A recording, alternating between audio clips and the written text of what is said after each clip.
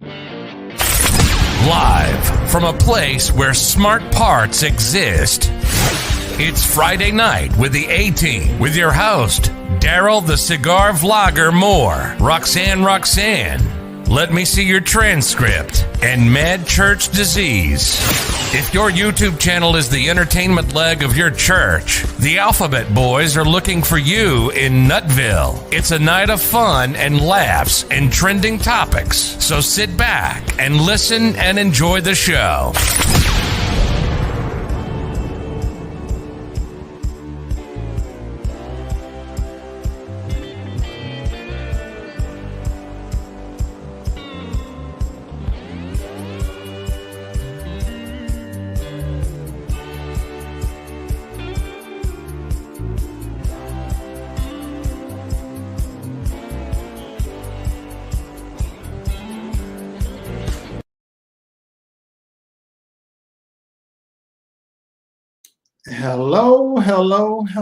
Hello. Welcome. It's Friday night, and I'm waiting on Kim and Marcellus. They'll be here shortly. I am so glad you're here with me. If you haven't done so already, read that ticker tape on the bottom. Please click like and share. Hello to everybody in the chat and the people lurking in the bushes and everybody else that'll watch the replay. Mississippi Girl, hello. Christine, Dog Cigar, Dawn, Angela, how you doing? Everybody, welcome. I had to twist Kim's arm, but she's coming. And hold on. I bet that joker fell asleep. I bet you they fell asleep. Hold on. I bet you watch. Kim, I'm gonna get you, nigga.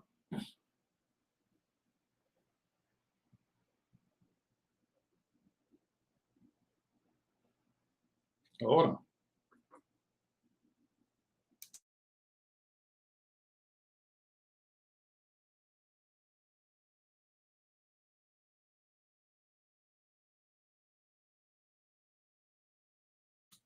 Kim's on her way. How you doing? New Presidents 31. Welcome to the chat. Sheila, how you doing? All righty. Now we get that Marcellus. Let me see old mozzarella. That's funny. Every time I say that, it makes me laugh.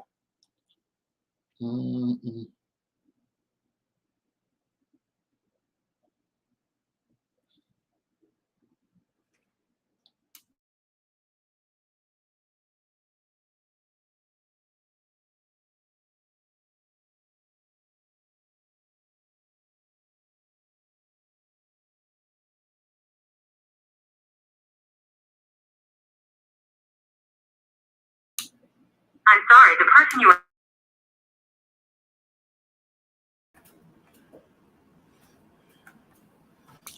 Well, hello. How you doing? Hello. How are you? I'm doing fair to middling, as the old folks say. Fair to middling. That's what you Yeah. said. Boy. Yeah. Boy. Go. Okay. You got a couch. Go on over there. You got a couch. That's a big tail dog. I can hear his tail just slapping against whatever. He's in the back of the thing. Yeah, he got a big heavy tail. Mm-hmm. Yeah. So what's been going on with you? Nothing. That crazy lady. She told everybody in a chat. I told you. I think I put it in the chat like a week ago. She told everybody in a live chat that I sent her a cease and desist. So her address is correct. Thank you. Then guess what she did yesterday? She made a video and put the parts of the cease and desist in the video. That's fine. Then she tried to say it was illegal, but then she did the same thing that I'm accusing her of. She put my first and last name and where I work in her description, so I hit it with a privacy complaint. Good for you. Just keep stockpiling that. And when your lawyer deal with her, Oh no, when I deal with her, when I go to El Cajon, San Diego, and file this civil harassment paperwork on her. There you go. These folks playing with them. Ain't nobody playing with them. So How you doing? Is that Vicky or Vici? I want to make sure I Bitch, pronounce yeah, it right. she's from the Umar Johnson sector. She likes you. Oh, okay. Well, I like her too. I like people that like me. That's good. That's good. Yeah. Oh, it's been. I just need to laugh. I've had a rough week, but I'm all right though. Yes, indeed. So, how hot is it down there? Because my mom said it's baking, so I can only imagine with you. Today I had to force myself to go out and get gas and get my car washed. I took Boy with me. I know and that he just was getting struggling. out and just getting out and putting gas in the car. One, gas was $5.09. Well, yeah, that's about what it is here. Some spots here is And I was $5.20. like, and I thought I was like halfway. So, you know, normally it's like $4.99 or $4.79 or whatever. So I get gas and I'm pumping it. I'm thinking like, okay, I'm halfway. I should be able to do $35, right? I'm thinking. You got an SUV. No. You got I to do was 50 $60. for half a tank. I was You know- like, and then this what got me though. I was waiting and looking across, you know how that and didn't realize they were spinning, still going. No. I was looking at another pump and there was no car there, but I saw the price, $100. I'm like, what kind of SUV car? What was that? Could have been a Land Rover, could have been a Escalade or one of Denali's, or if you sitting there, you still crazy and you still driving those Humvees or Hummers. Shoot, back when gas was still cheap, a Hummer was running you $70, $80 for a full tank. My car, I got a Honda Civic. My car, all the way from empty, before these gas prices went crazy, I could fill my car $28. Then with them now, I can fill it all the way up to full for $35. But shoot, I don't care what gas get up to. $15, well, I cut it off at, because I drive around $15. Hold on, my dog is doing something.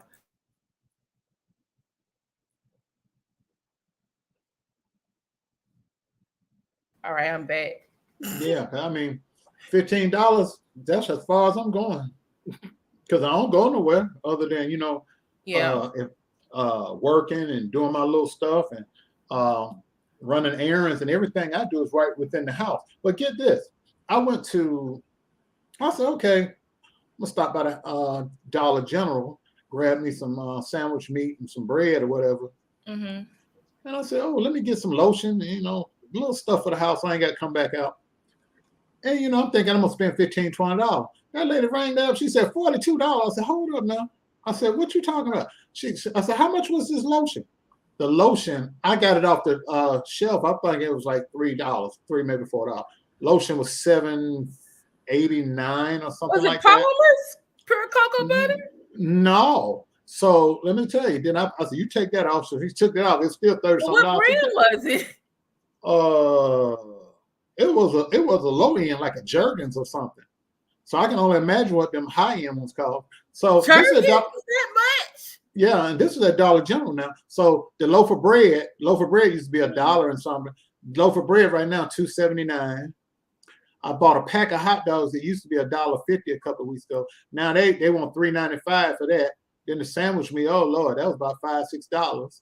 So I got out of there real quick, and I said, shoot, there won't be no soda buying in it. The liters of soda, they used to be $1.79 or $2. Now they want $2.35, $2.59 for that. So I said, okay, y'all gonna be some flavor pack drinking jokers around here. And this is the thing, like the Federal Reserve just increased, because they're trying to tackle inflation. They just increased the interest rate, I guess, trying to make people save. So I'm thinking like, okay, that's good, but what you doing about these businesses with the high prices?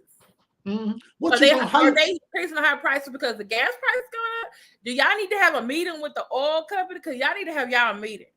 How can you say energy need to go talk to them or something? How you gonna save money? Everybody's catching hell. You can't save no money because every dime you got, you're stretching it.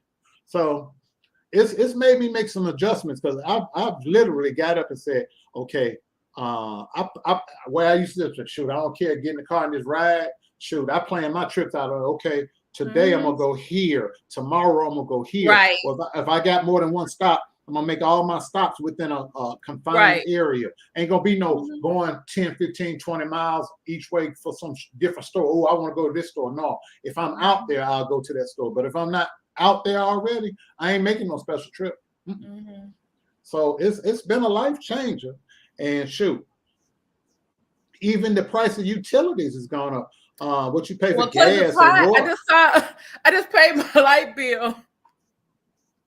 I'm gonna just have to pay that because I'm gonna keep my air conditioner on. Yeah, I just want to say I'm gonna keep my AC. Yeah. Now I do stuff like I finally figured out what my mom and my aunt said the stuff they did, because I would literally go into a room, and as soon as I leave the room, I turn the light off.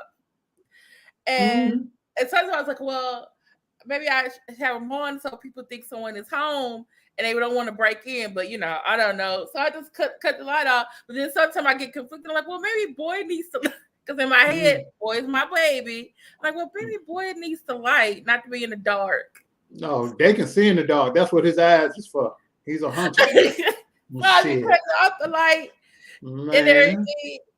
Look here, I done got to the point. And I closed my shades are down because I'm trying to keep cool in here. I have an extra fan. I want to need it if I need to get another one. I got my ceiling fan on. Just sent a notice because they're like, well, in case y'all are wondering why you think your AC is not as cool because it's hot outside. Yeah. I just got my new bill, and I said, it went up $21. Okay, it's gonna get paid. Yeah, because I'm gonna keep cool. I got my ceiling fan in this room going. I got it in the living room. The dining room. Got it going to circulate the air. So I put the air at a nice, comfortable temperature, and I had a ceiling fan circulating that cool air. I've gotten to the point now when I got appliances and I ain't using them, they get unplugged. Like my printer, my computer printer, I unplugged that. My toaster, microwave, all that stuff I ain't using in the kitchen, that's unplugged until I use it. Blender, I don't leave nothing plugged up unless I'm using it. Like when I charge, this. What's up, Marcellus? Hey, Marcellus. Hey. Because when I charge this laptop up, I unplug this thing. I don't plug nothing up. I'm saving every corner I can. But as far as like luxury stuff, like, oh, stop and get some soda, stop and get that. I'm like, no, we're gonna be eating oatmeal, cereal. Yeah, that flavor pack. I need to buy some more of these actually. Yeah, I bought about 2 of those 16-pack flavor pack. I'm like, I need to go to Dollar General where you are, because you said they have the ones that are like peach tea and stuff. That's the ones I bought. That's the one I got right up in there now. I'm like, you better make them scratch. I said, I'm gonna ration them out like you in jail. You better put them under your pillowcase.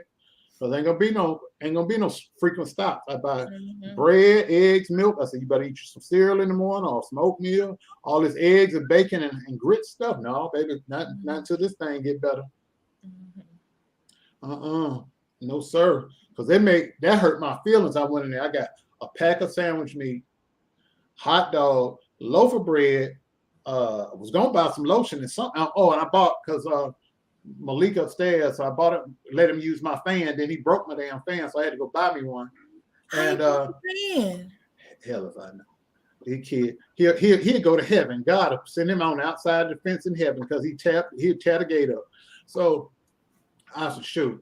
And that lady said, oh, that'll be $42. You know the hell it won't today? I don't even have enough for a bag. I got one bag. You think I'm gonna talk? But you know what you need? You know what you should do is, which is actually gonna save you money. Look, I got a Sam's card. Yeah. No, but go to a Black Beauty Supply and get a tub of shea butter. It will last you probably 2 months. You won't need the Jergens. No, let me tell you better than that. Roxanne had given me shea butter. Yeah, 2 tubs of it. Too. So I had it in my bathroom underneath the sink. And I forgot it because I messed around and put some toilet paper on top of the container she gave. It was a big one. That's what happened when I was cleaning my bedroom, and I was like, guess what else I found of hers? I found the soap she's made me too. Oh, I've been using that soap, but not his them because I didn't want my brother using them. Right. So I went in there and I got that thing out. I said, shoot, I'm glad I didn't buy this $7 lotion at Dollar General. I got shea butter, and then the shea butter she gave me had Sauvage cologne mixed in it. So I've been smelling like everywhere I go. Oh, what's that you got? I said this Sauvage and that shea butter, girl. Had all my hair. You see how my head shining right there? That's that shea butter, and then it smelled all good too. I walked by. Little lady, old lady looking at, what's that you got on? So shea butter and Sauvage. You said shea butter. Shit. Yeah, but I say I'm cutting corners. I'm cutting corners all the way. I ain't driving nowhere unless I got to go. Like tonight when I get off here, when them drunk kids get out the bars downtown, I'm gonna drive for about 2 hours. Pick me up a quick $100. I'm coming home because I ain't doing nothing this weekend. It's Father's Day, Juneteenth celebration tomorrow downtown. I definitely ain't gonna be down there because I know somebody gonna get to fight in the shoes.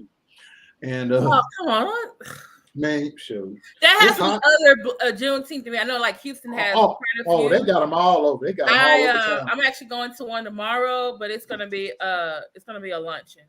So, but yeah, there's a lot of Houston.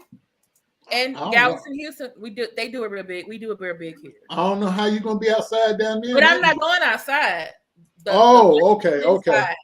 The luncheon I'm going to is inside. Oh, there are some indoor events. There are some indoor events around Houston and Galveston, and then there's outdoor events. But yeah, because shoot, you can't make me go outside in Texas right now. And then plus sometimes churches, have events too.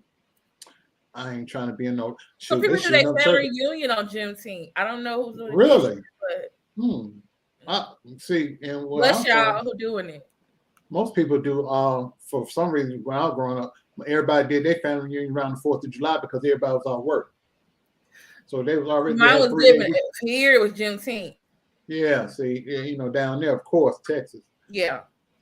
But some people did, yeah. Well, you're right, because there's some cousins invited us one time, and it was around July the 4th. Yeah, they always do that because they had a 3-day weekend. That was like their side of the family. It was like cousins of cousins. Like, yeah, it's a long story. Marcellus, you mighty quiet, brother. What's going on with you? I'm mighty tired, brother. I thank you so much for being here. I'm glad.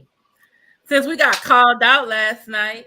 Yeah, who got called out by who? Me and you. By No, ain't no me and you. Don't throw him. Don't throw him in. I said you and your self-care tomorrow. I do self-care. Oh no, you said you told I quote, y'all put the bug in the ear of Marcellus and let me see it in Kim so they can come on tomorrow night. I said that, but what I told you when you were in the cat. Because you called me out and I happened to be there. No, you talking about I do self-care, Junior. You better self-care. Yeah, you better self-care your ass. Come up here with me. Yeah, but when you have other plans, we're like, okay, Daryl, fine. But when it's us, it's like, you got a problem now. No, say it like I did. Now, like me and Marcellus might go out, we might work Friday nights, or we might have a meeting or something. But your ass, you just either you out your bestie or you like, I'm tired. Yeah, because she just goes to sleep. Yeah, my doctor said I need to have more offline activities and get out of my house. Good. You can do that shit during the day. For my mental health. Thank you very much. Do it during the day. Come home, take your nap, get your happy ass up, and be here with us. Well, sir, this is not gonna be like this forever. Okay. Time management. Excuse you, sir. Well, I do believe in the future I want to be going out with some gentlemen on a Friday night, and I'll be hanging out with y'all. Oh, you do this that is too. 2022. You can do that too. You can do that too. 44. After 83, after 8:30, you can go where you want. Go over there to the Zydeco dance club or whatever y'all gonna do. Dance to some Zydeco. Yeah, the Zydeco music. I'm not a big I apologize. First of all, I'm very, very tired. I've spent this entire day busy. I've been up since before 5 o'clock. My first meeting was I think it was at 6 o'clock this morning, and that went on till what time were we done with that? I think we were done with that about either 12 noon or 1 o'clock. That first thing, We had, You had a our breaks. 6-hour meeting? Oh, A yes, 6 sir. hour? Oh my God. And I am so, when I tell y'all I'm tired, and I came home and I said, okay, I'm just going to lay down and take a nap. I was thinking I was going to pretend like I was Kim. And I got here, and I swear I could not go to sleep to save my life. And so I'm just like, okay. But my plan was to do some work later. But I've got several irons in the fire, and I'm working on so many things. And I'm just literally But I told tired. you to take care of yourself, and you need to not work so much sometimes. And plus, you're getting over having the C word. Right. Yeah, having COVID, I know. Well, and just there's so many things going on. I'll just tell you that. First of all, if you guys, I want to tell y'all, if you're in our Facebook group, coming up probably sometime next week, I'm going to come and talk to you guys early in the morning.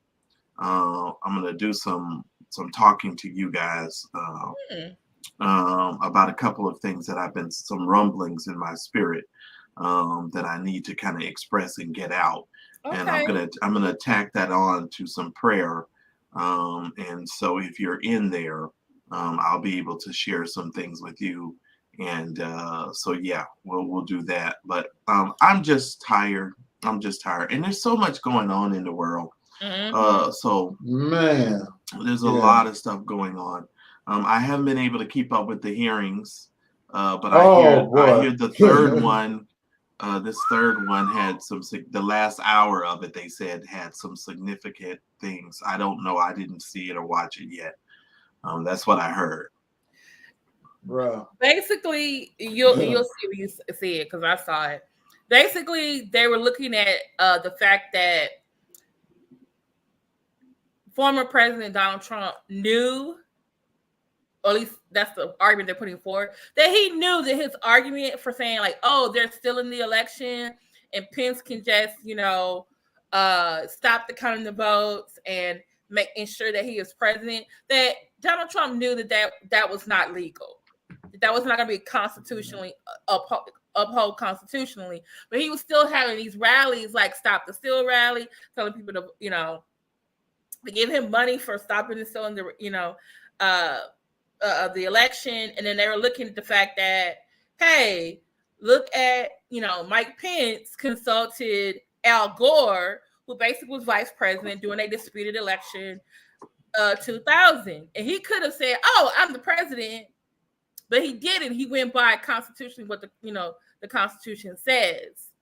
And they were basically talked to the judge, I think overthrew the case, I guess, when Trump tried to sue, I forget which state it was. It's probably a number of states. It was a lot of lawsuits.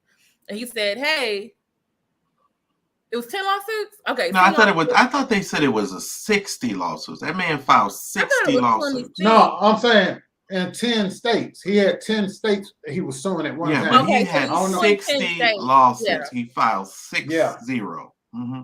Yeah. So he was suing the voting companies that was used. He was suing the states and people that were in charge of the states, and then different election officials. He was just suing anybody he could. Let me just say, because a lot of people tend to use the legal system to sort of sue their way into trying to get what they want. And some people manipulate the legal system trying to think that they're going to get away with stuff. And they use it against people that they feel like they have power over, or that are not worthy enough of whatever. But I want to be very clear. Donald Trump and this country and the stuff that they're trying to pull in this country with all of this, gerrymandering and all this stuff that's going on, redistricting, because every single time Black people tend to do very well in a situation, then the rules have to change. And this is, again, the same case here. But Donald Trump also sued Bill Maher for saying that Donald Trump's father slept with an orangutan. The man filed a lawsuit. Goodness. He sued Bill Maher, I believe it was for $5 million, for saying that his mama slept with an orangutan. And so that's how he, that's because Bill Maher said Donald Trump's father is an orangutan. and he sued him for $5 million.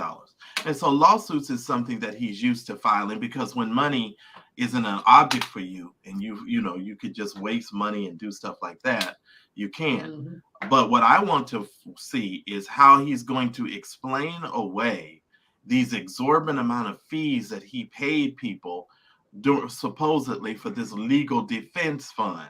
Right. Because see, here's the thing. That whole fund was supposed to be for his legal defense, right? Right. Yeah. And so that's some campaign foolishness going on right there. And so I'm interested to see what's going to go on there. But yeah. And I noticed too, and I hope we get to come back to this again when you've seen the third hearing, because the judge who ruled in that case, he came before the committee, and I noticed that he was very careful with his words. Like, I feel like he was like pausing every 3 words. Then at one point, I think he had quoted something. They quoted him, and then he just repeated the quote in front of him. And I was like, did he talk to his lawyers before he came in front? And they're like, hey, don't say too much. Yeah, because you have to choose your words carefully. Go ahead, Daryl. But he is a sitting judge, so I understand. No, he's retired. That old man retired. Oh, he's retired? Yeah. See, as my dad would say, think before you speak. He's a prime example of that. Think before you speak. I was like, he didn't say nothing. He sat there, he pondered, then he answered, which is they could never come back and say, oh, you said no, I did. Because everything he said, he meant. But basically what he said,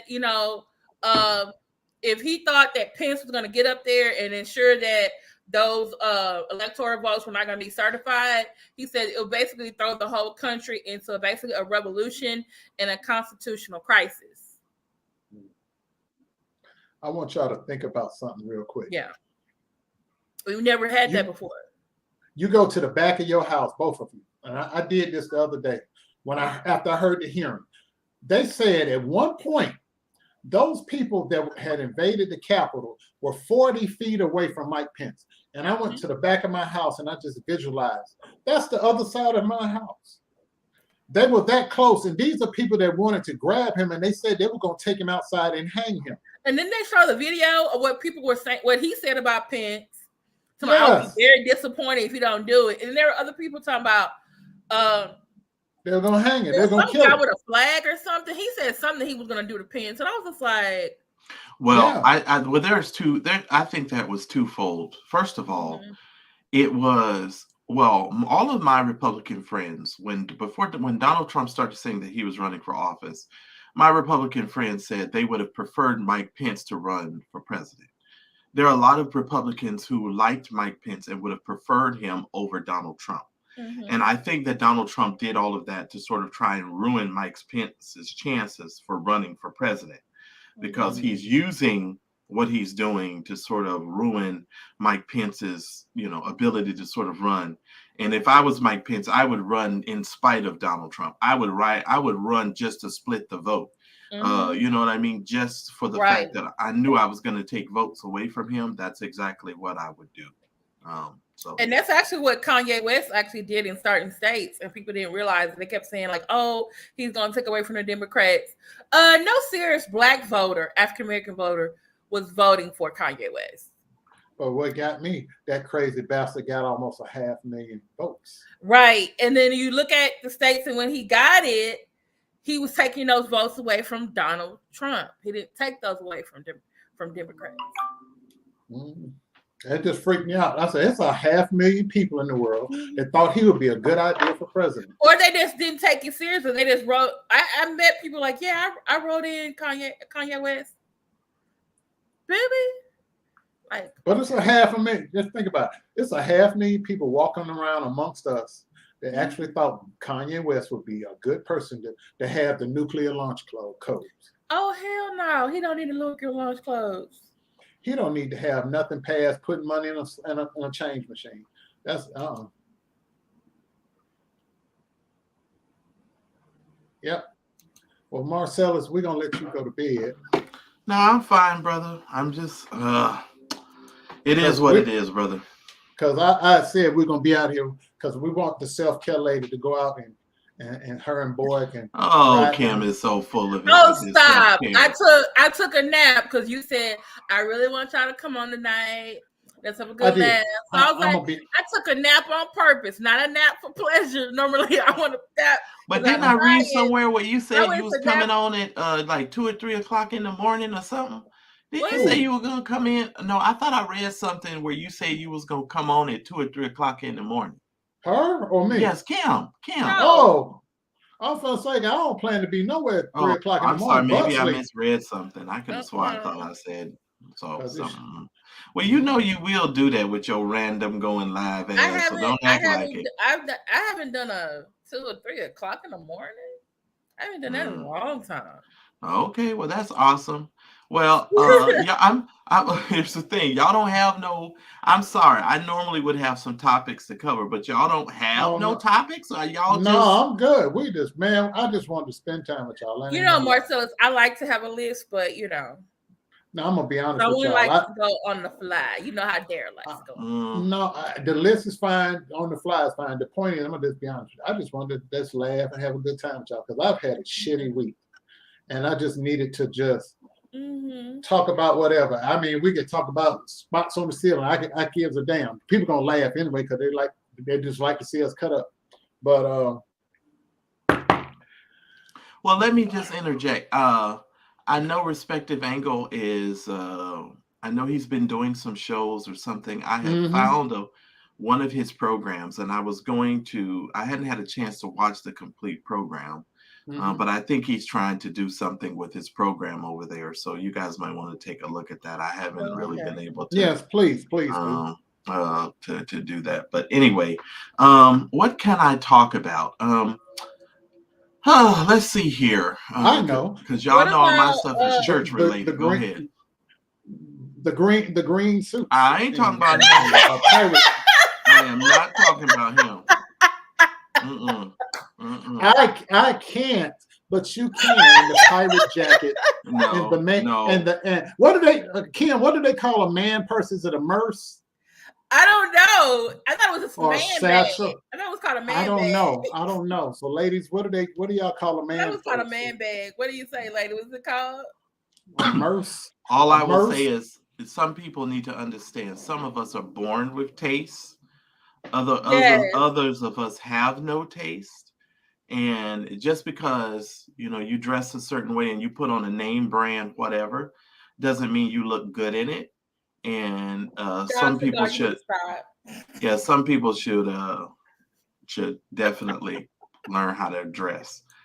And y'all are going so fast with these comments I can't see them. Okay, so for those of y'all who don't know, somebody had a birthday party in the church world, Black church world, and the friends who showed up. Are you going away, Daryl? Because I get accused of everything. Because someone on this panel shared the pictures with us, and when we looked at them, we were like, "Where were they at?" And I'm thinking, like, these look like some Met Gala theme. They're like, "No, it was a birthday party." Kim, you so silly. I'm sorry. If Daryl puts in Met Gala right now and put them pictures next to the Met Gala pictures, ain't gonna be no difference. Well, yes, it would be. You would see some cheap suits. You would see a disco ball gown. And now, I admit, if she was that dress would fit the Met Gala. If the thing was disco. I'll put the pictures in the Facebook group. But that's no birthday party. No. I don't care nothing about these people. I just so happen to see. Why does the dress match the other guy, but not the person she came with? Secret love. I'm gonna just tell you like this. That's what we are. Oh, I'm sorry. No Quiet Storm. That's on my to-do list. Is to watch that. I also need to watch the second season of The Way Down.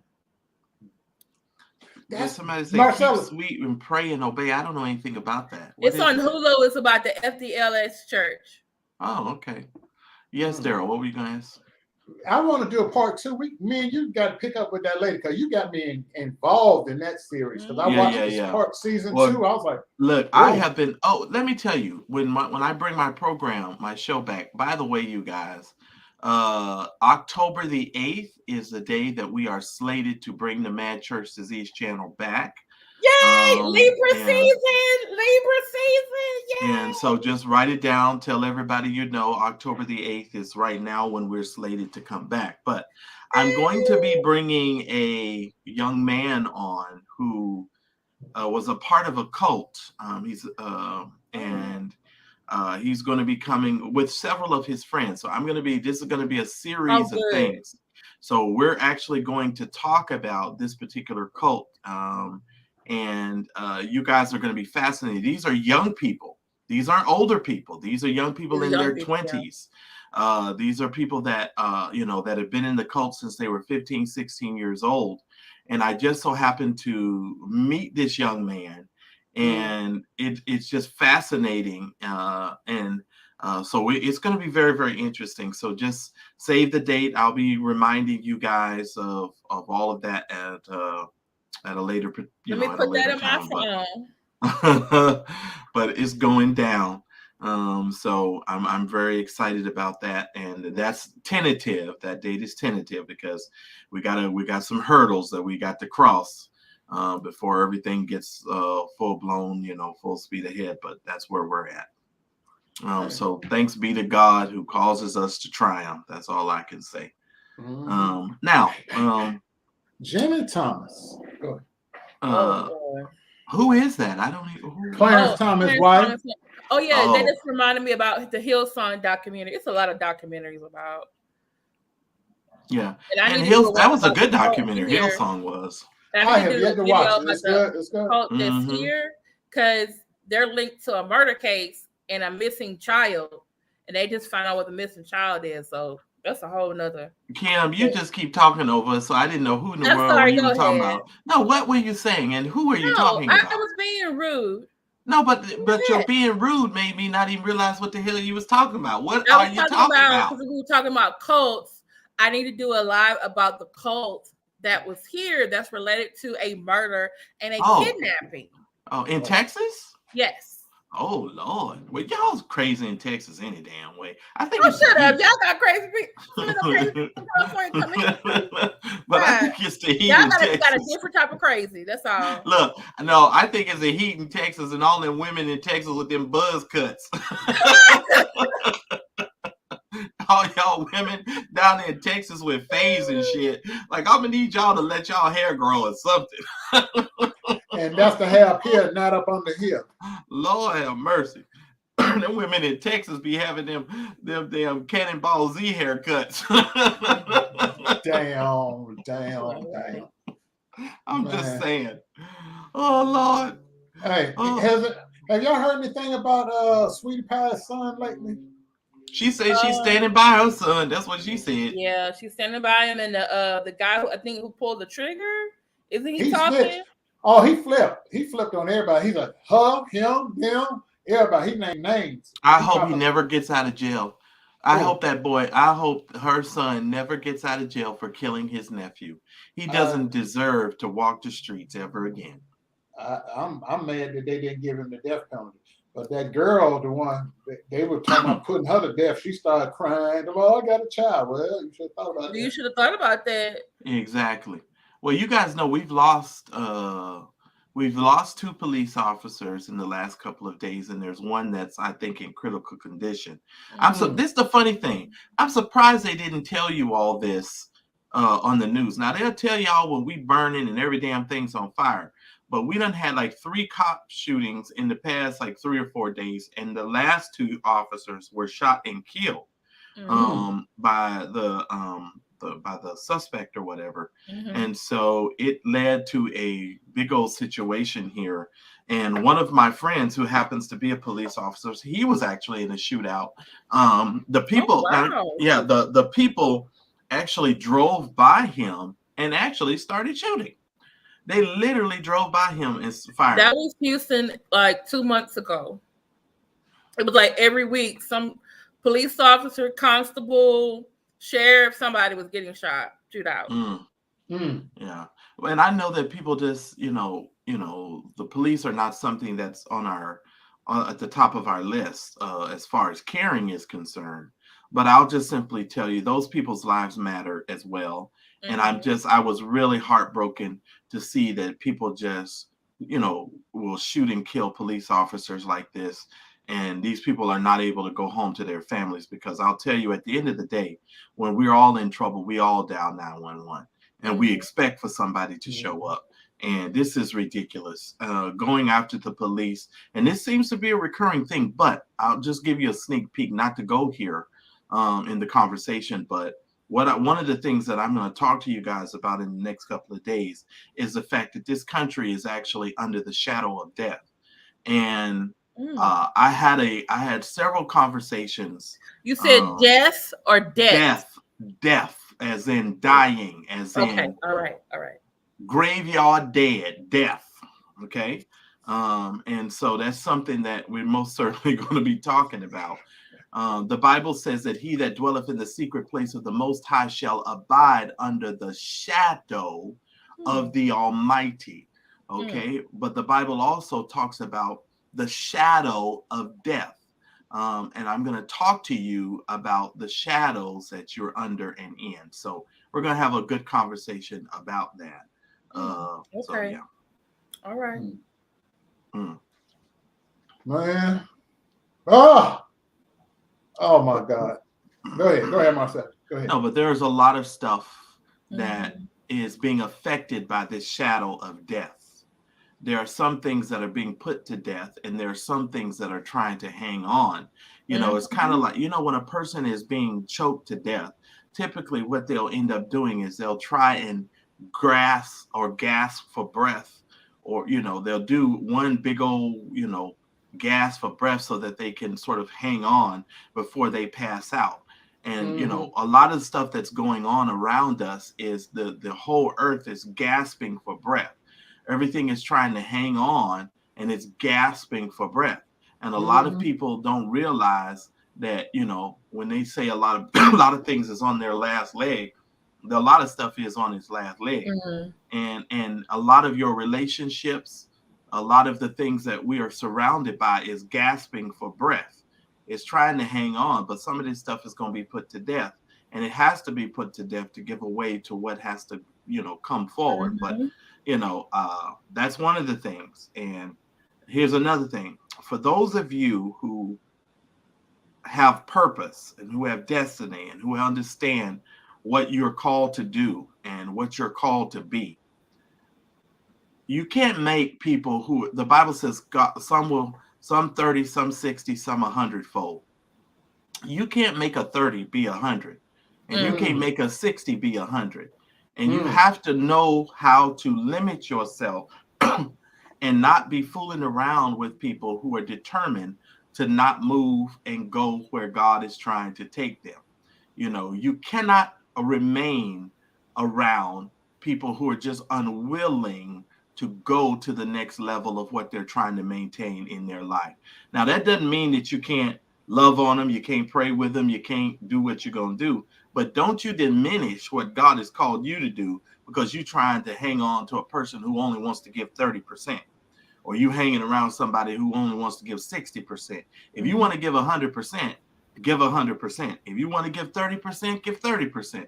But I'm not going to lessen my 100 so that I can fool around with folk who are only doing 30%.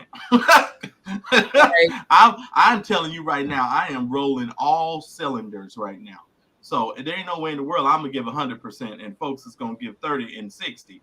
And no, And so y'all stay prayerful, stay careful, and watch the people around you, because some people are carrying the shadow of death with them.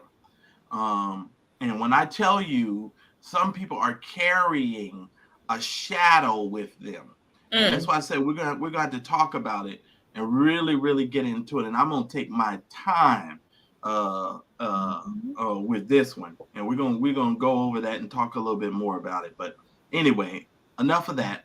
Keon Henderson, you just thought about this. Keon Henderson and Shawnee O'Neal. Oh yeah, they just got married. I know they got married, but somebody reminded me, I don't know if it was a TikTok or something I had seen. Allegedly, him and Ernest Pugh had been in some type of a relationship. And I was unaware of this. I'm disappointed because I really like Keon. I like his video, his teaching. No. Oh, I know what it's about. I think I saw that one. It was some type of business. Something happened. Yeah. But they, and then something else wait, came out about it, right? Yeah, whoa. I remember this story, and it kind of had slipped my mind, but because I don't really pay Ernest Pugh. I mean, and I don't mean to hurt anybody's feelings, or please don't get offended by what I'm going to say, because y'all feelings get easily hurt so much. When somebody's LGBTQIA, they just LGBTQIA. I don't think about it. I'm just saying that's who they are, that's what they are, whatever, and I go on by my business. So I don't think about it. To me, Ernest Pugh is LGBTQIA who just happens to sing gospel, right? But I didn't think about it. But when somebody brought this story back to me, I said, oh yeah, I forgot. And the reasoning behind their breakup, or Ernest Pugh no longer being a part of his ministry or whatever, and Ernest Pugh, I guess, suing him. And I actually think Ernest Pugh won. That's what somebody had told me, or something I ran across that said he won. Wait a minute. That was who he sued? I remember Ernest Pugh. Yes.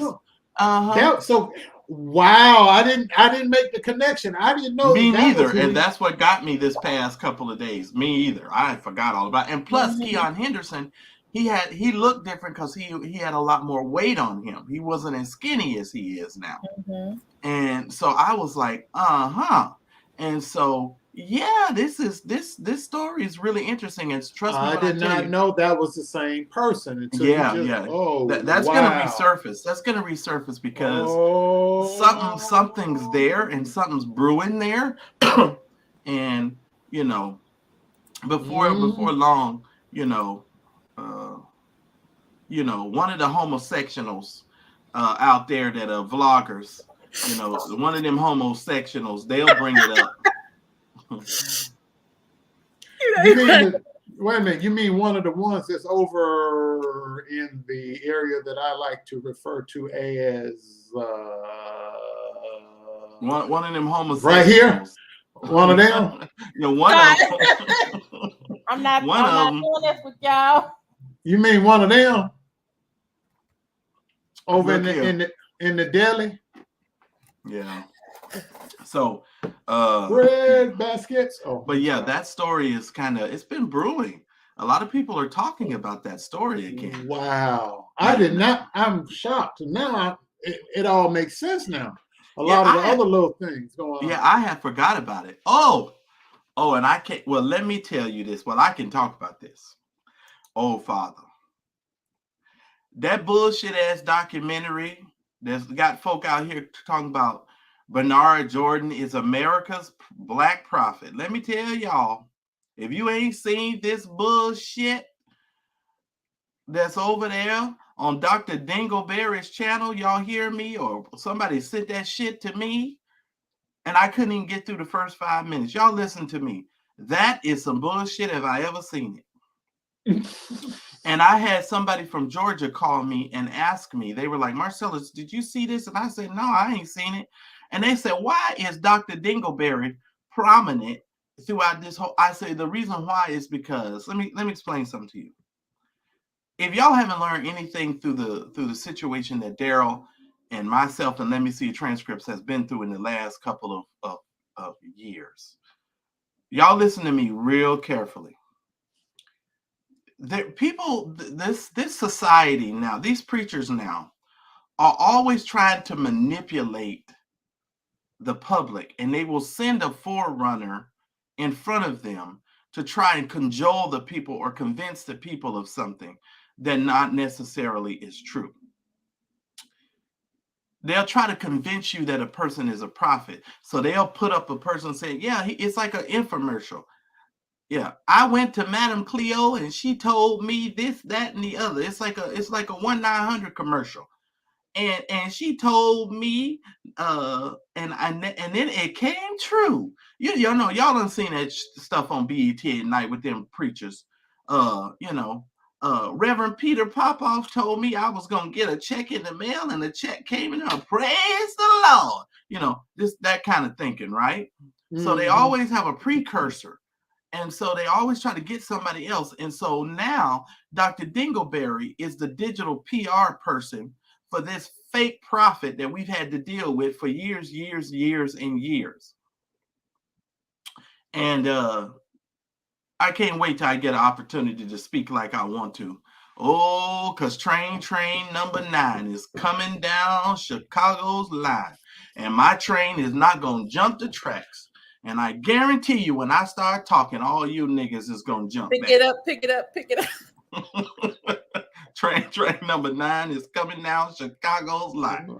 And I can't wait. Because I'm sick of these fools.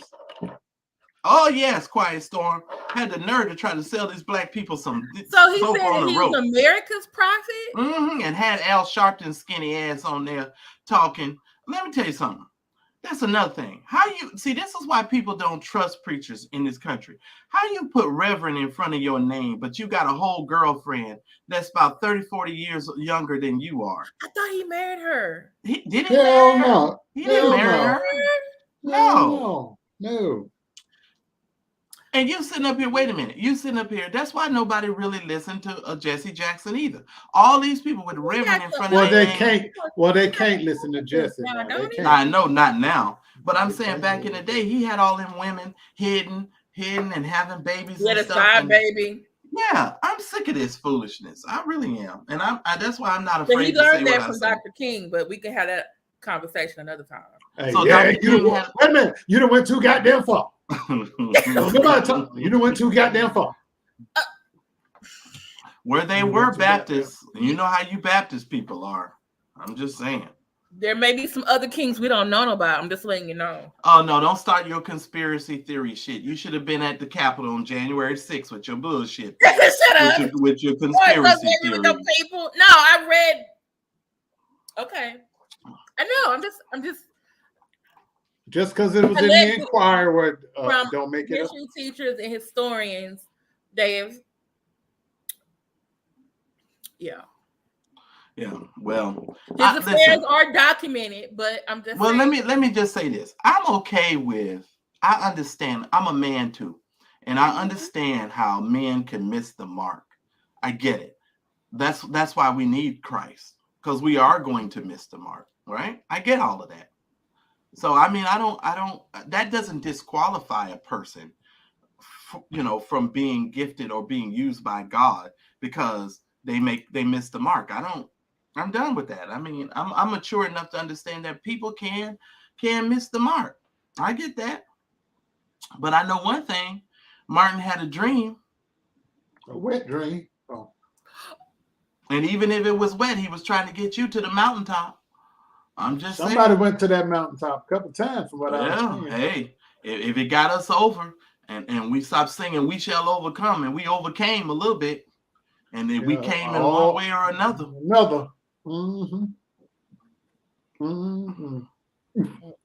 So I will make it. I don't know if this is going to be lighthearted or somebody going to say I'm being mean or morbid or whatever, but I actually got tickled when I heard this story.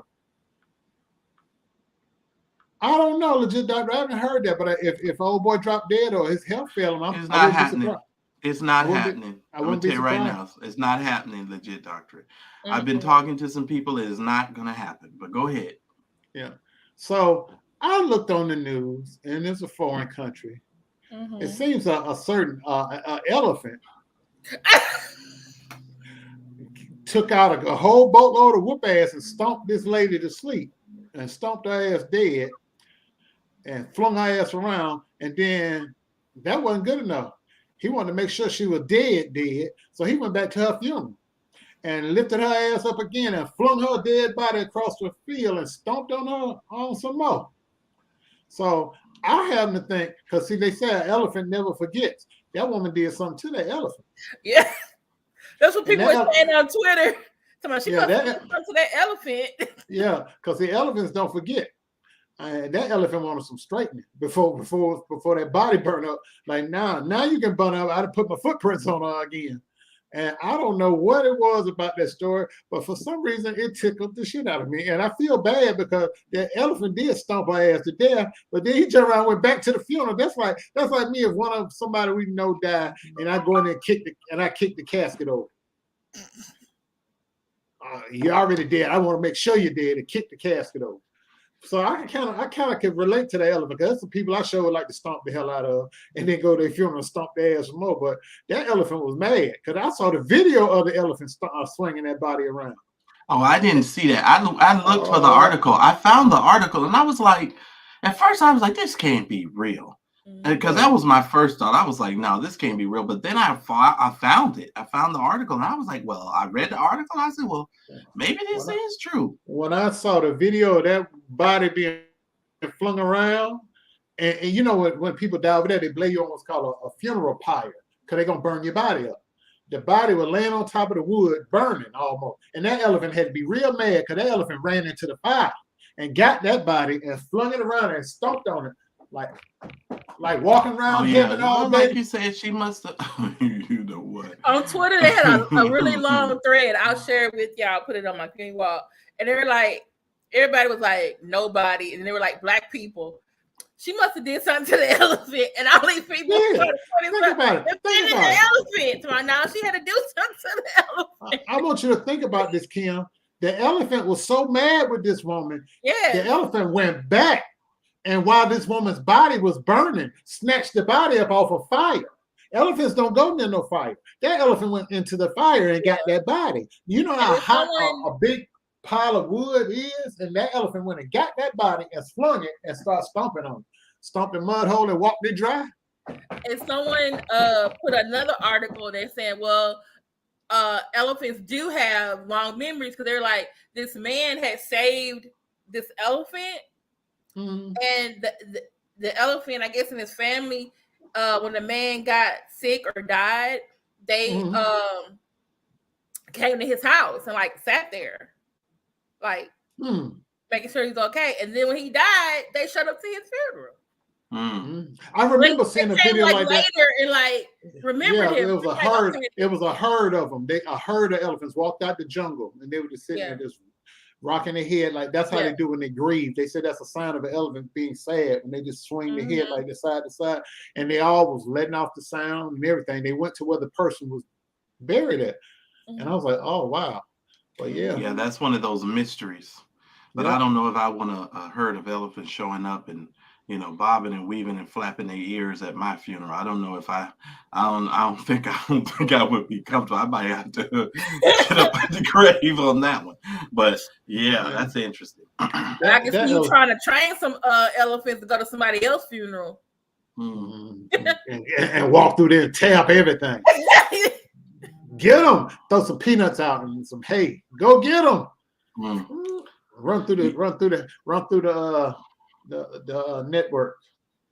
Yeah, it's just been a lot of crazy stuff going on, and there's so many things.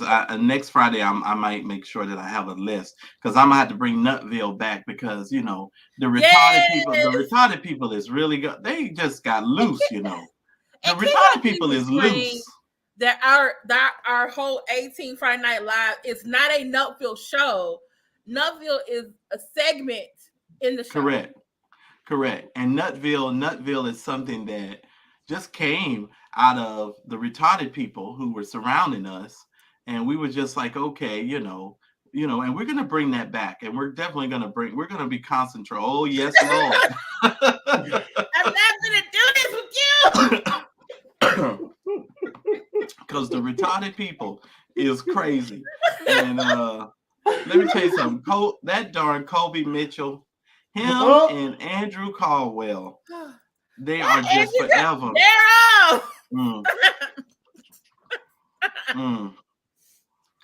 I'm still trying to figure out why is it? See, Daryl, all in the tall grass with the amputated limbs that grow back like they amphibians and earthworms. Yeah, we're definitely going to be talking about a lot of stuff. So I got to get myself up to 100.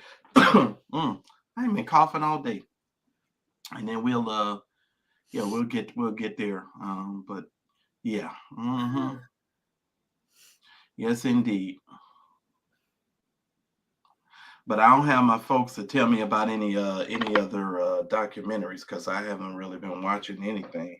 The I've been Hill working. Song has a documentary. Yeah, I saw that one. Oh, they got another one. I think is it Netflix? It's called the Girl in the Photo. Mm. Mm. It's by the same people who did Abducted in Plain Sight. Mm. Mm. Well, I hear over there on Nigga TV, they got a new show, and Dr. Dingleberry was in it. That's what I heard on the Nigga Don't Network. be disrespectful because one of my favorite What do scenes you in that mean? movie and that TV show. That's the Nigga TV Network. So Stop. I don't see it. I don't ever know what be going on. Oh. I done lost my train of thought. If you got BT Plus or you got a free trial, I'll check talk out to y'all. Human Business. I'll talk to y'all about that offline. Yes, Yeah, please. but Nigga TV, I don't watch it. And then they had a nerd that you be talking about Plus. It's Nigga TV Plus. I'm like, I don't watch the first Nigga TV channel. I don't watch that shit. I really didn't. I said when I see him, I cut the show off. Dang. I'm just like, hey, I mean, to each his own, but I'm just telling you, payday coming after a while. You just better believe it.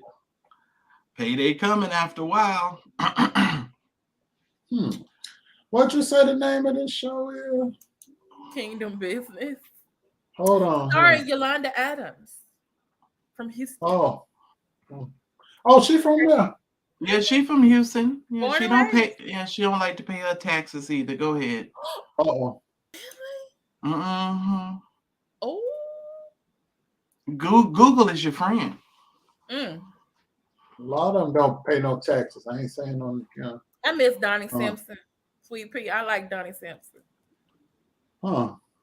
Yeah, the late Video Soul, when they had all the nasty stuff on, that's about all when we was watching.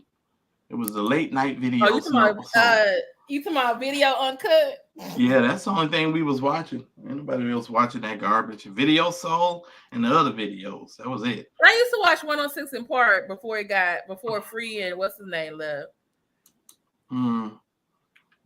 Yeah, I could see. I found out why he left. He's sexual harassing people at the job. I'm like, dang. Well, you told. People have. Well, your boy just got 5 more charges over there. And what's his name? Spade, not Spade. What's his name? The white guy. He's such a good actor too. Spacey, Kevin Spacey. Yeah. Yeah. He is a good actor, but he. Yeah. They say he's, I guess he's got sexual charges or harassment charges or some kind of foolishness over there. And it's in the UK, so I didn't know he lived in the UK. No, I thought it was in California this time. No, it's in the UK. Oh, okay. Yeah, it's in at least that's what I read. It's in the UK. Oh, guess who's getting extradited?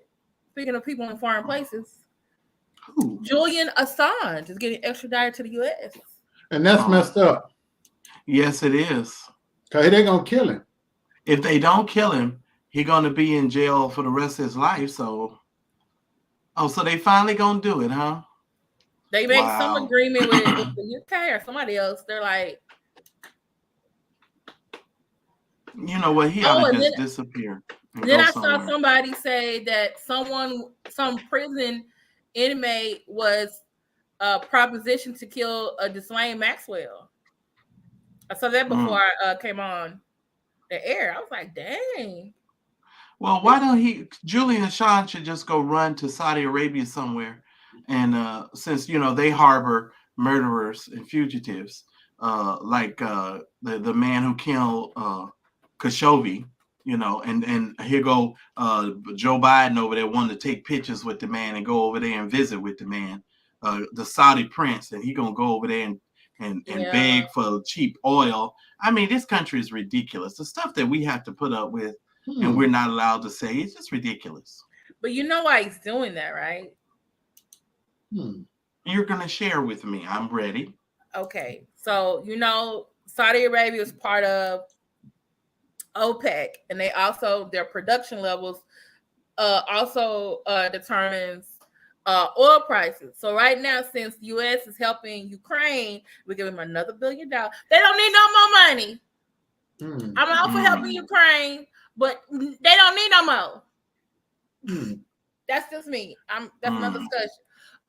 But since now Russia, there's no access to Russian oil, and then also Russia is getting back at the other countries who are part of NATO. And then I think the two new countries that formed NATO, they're cutting out their oil supply. So right now, Biden needs to go be friendly with the people in OPEC so he can get some more oil production. So either for us, because the gas prices are high, but also for them NATO countries who now have less access. Oh, you know what? I forgot. It's a political thing. Not to say it's right. I'm just saying I see why he's doing it. I forgot to tell y'all, Kurt Franklin is one of the executive producers of this bullshit show, by the way. I forgot to tell y'all that. I'm looking, that's why if you're looking, I'm looking on the screen. I see the producers and I'm looking at the production company. It's Kurt Franklin because I saw him on 106 in Park. Not 106 in Park. Kim got that stuck in my head. What's that show that Charlamagne the God be on? The Breakfast Club. Yeah, he was on the Breakfast Club and he was interviewing. He was saying that he's one of the executive producers. So yeah. Daylight Media, North Robinson Boulevard, Beverly Hills, California. Okay.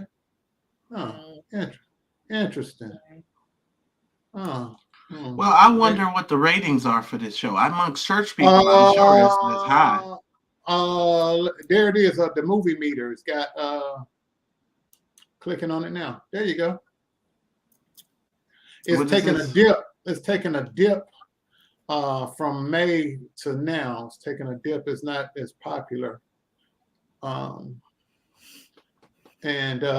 the people that watches the most is males between the age of 18 and 29 and females between 30 and 44. We talked about that on my show once before. Yeah.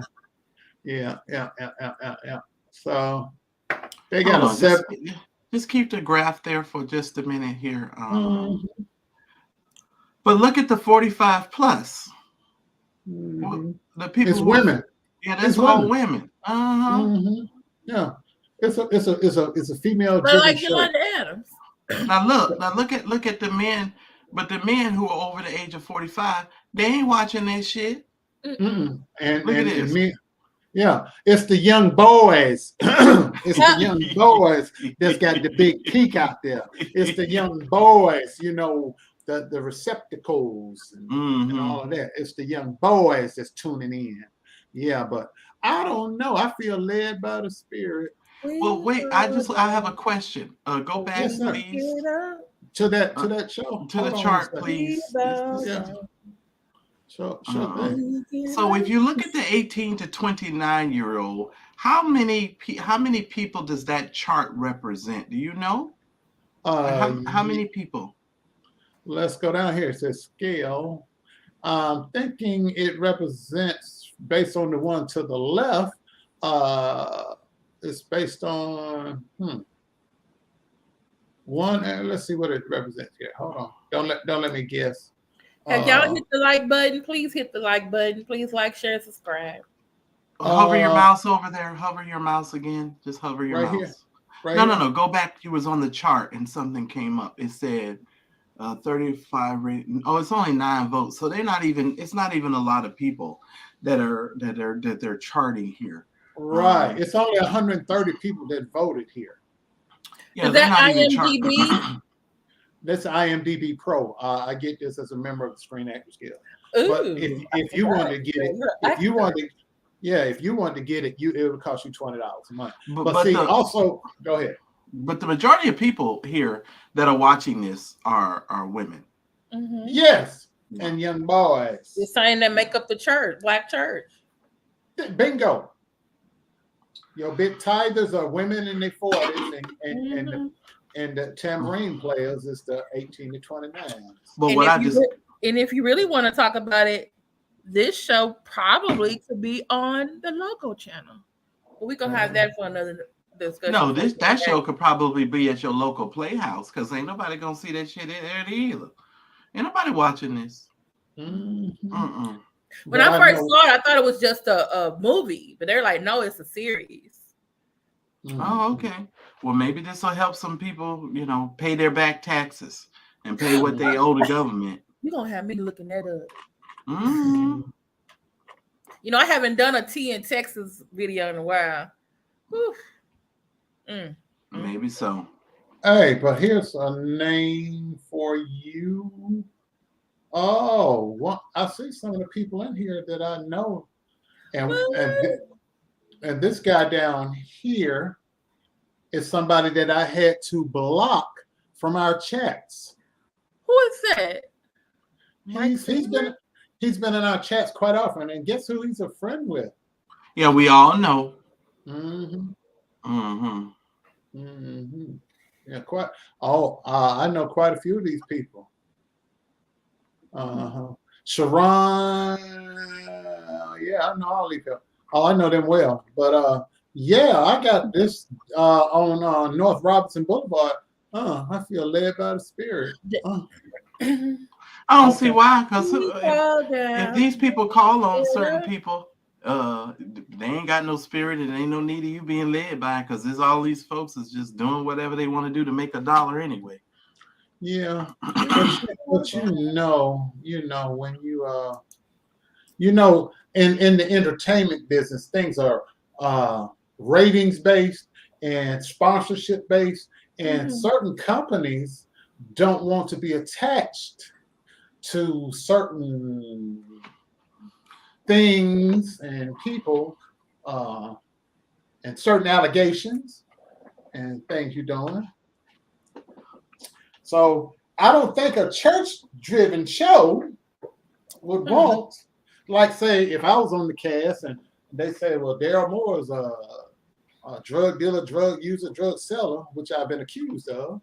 I don't think they would want, the sponsors would be too kindly to have me in the cast or on the crew or in the credits.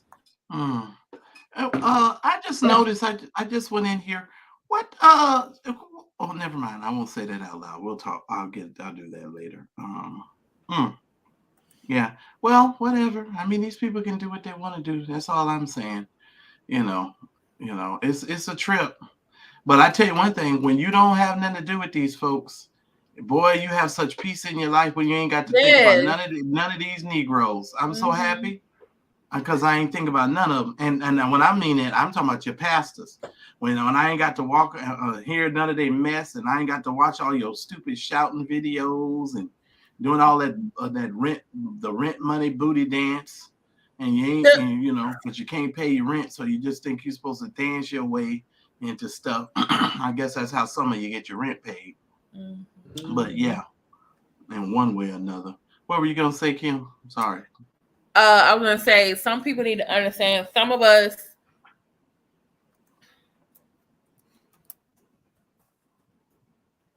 Sorry. Some of us, like you said, we're not thinking about you. Kim is crazy. Am I lying though, Marcus? Am I lying? No, you're not. Okay, then. Oh Lord, Daryl is hilarious.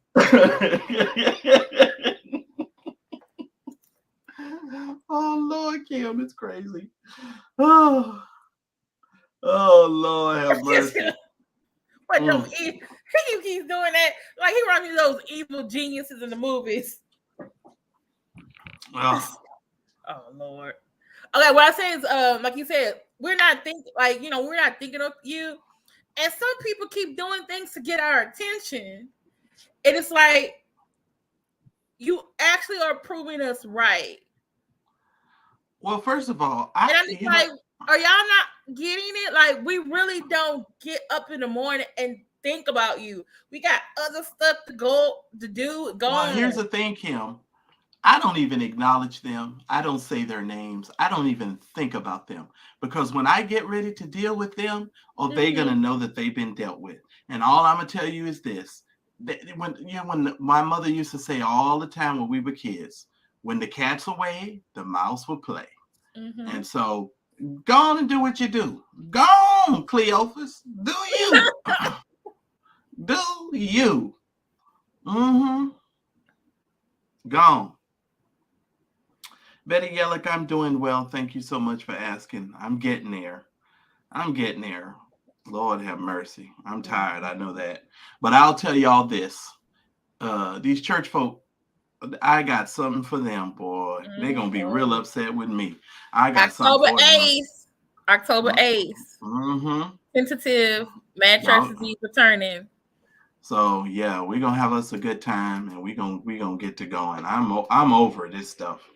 I really am. And then I'm gonna have a whole new channel. Get ready. Oh, we can. Oh, y'all just don't know what's coming. I'm putting in work over here. I got a whole lot of stuff.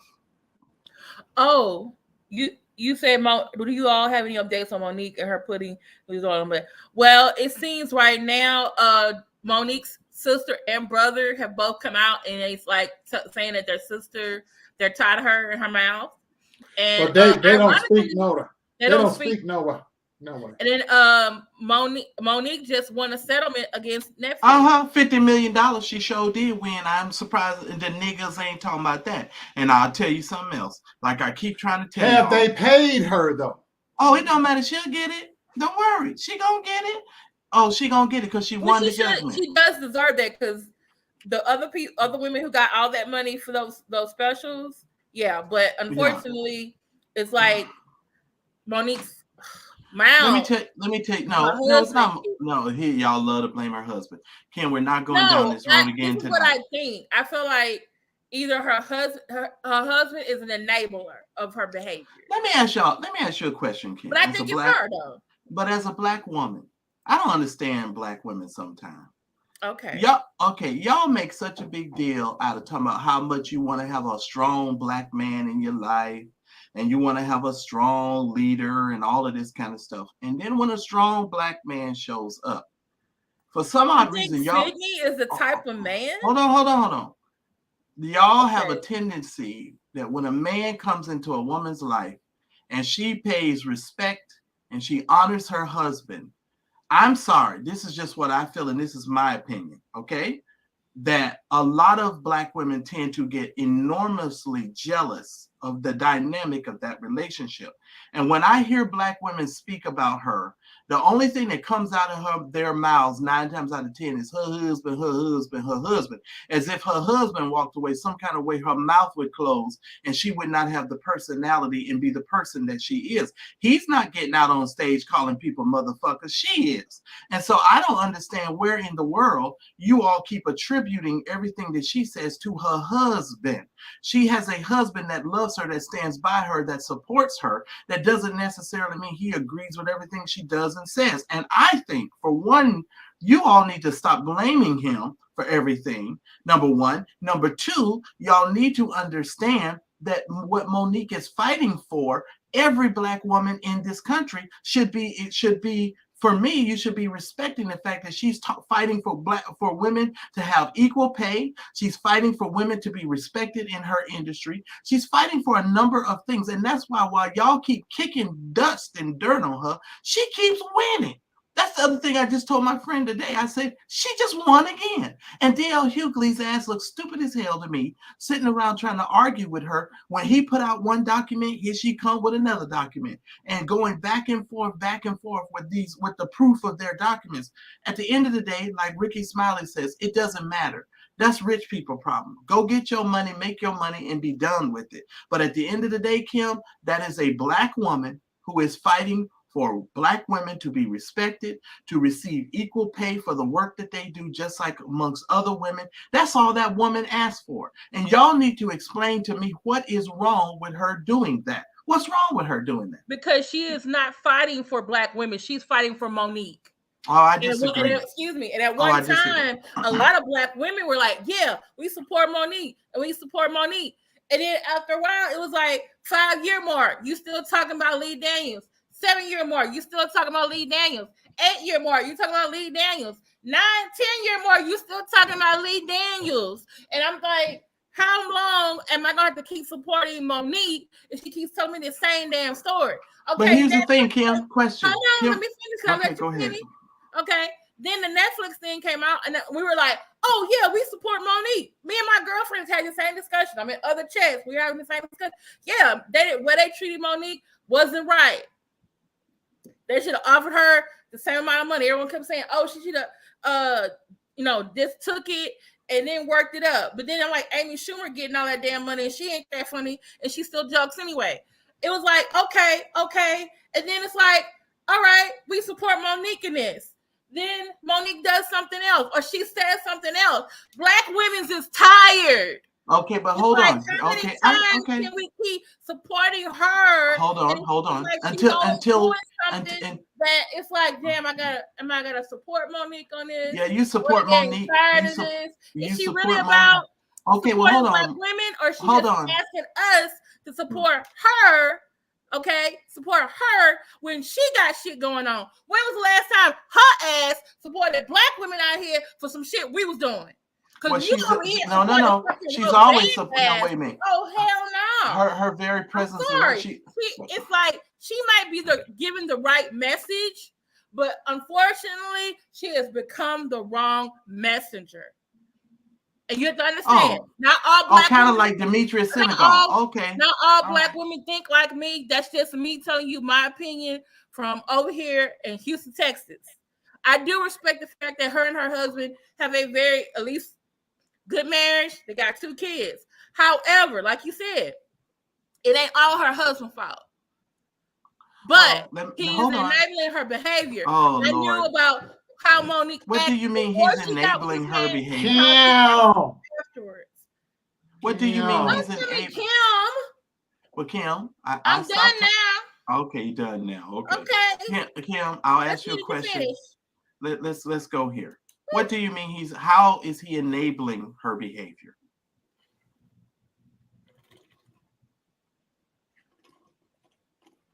You're thirsty, huh? I know after all that, you did that with no breath. You didn't take a breath. Go ahead. I didn't. And this what you wanted, Daryl? Us to come on here and kick it. Go ahead, Kim. I'm ready. How is Sydney enabling his wife? You haven't seen what he asked. No, don't go there. I've asked you a specific question. Please answer my question. How is Sydney enabling his wife?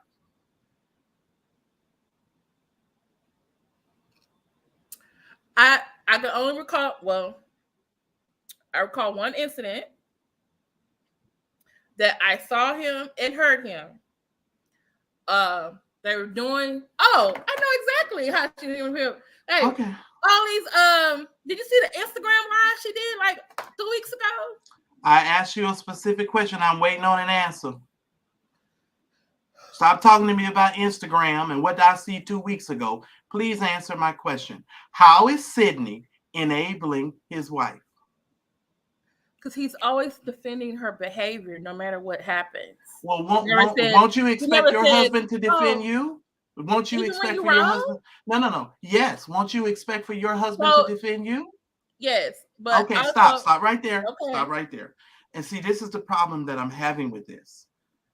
I don't understand the same qualifications and the same things that Black women are saying that they want in a husband and they want in a man. The moment that this woman's husband stands by his wife, he supports his wife, all of a sudden he becomes the issue and the ruiner of her career and all of this yada, yada, yada, yada. And I'm just telling you all are so double-minded. It's actually quite sickening and very frustrating. And the moment that you say things like this to Black women, then y'all get all upset and you get the frowny face. And what I'm trying to tell you as a Black man, you all cannot have it both ways. You cannot say on the one hand, you want a strong Black man. And then when a Black man steps into her life and he has a good relationship with his wife, then the next thing I know, he's the enabler. He's the ruiner of her career, even though she's the one that's going out on stage and she's the one that's doing all of this stuff. And it irks my soul to the fact that you guys are so double-minded in the things that you say. You cannot say on the one hand that you want all of these qualities in a Black man, but then in another hand, when the man steps up and he stands by his wife, then the next thing you know, you're saying, oh, it's all him and he's an enabler.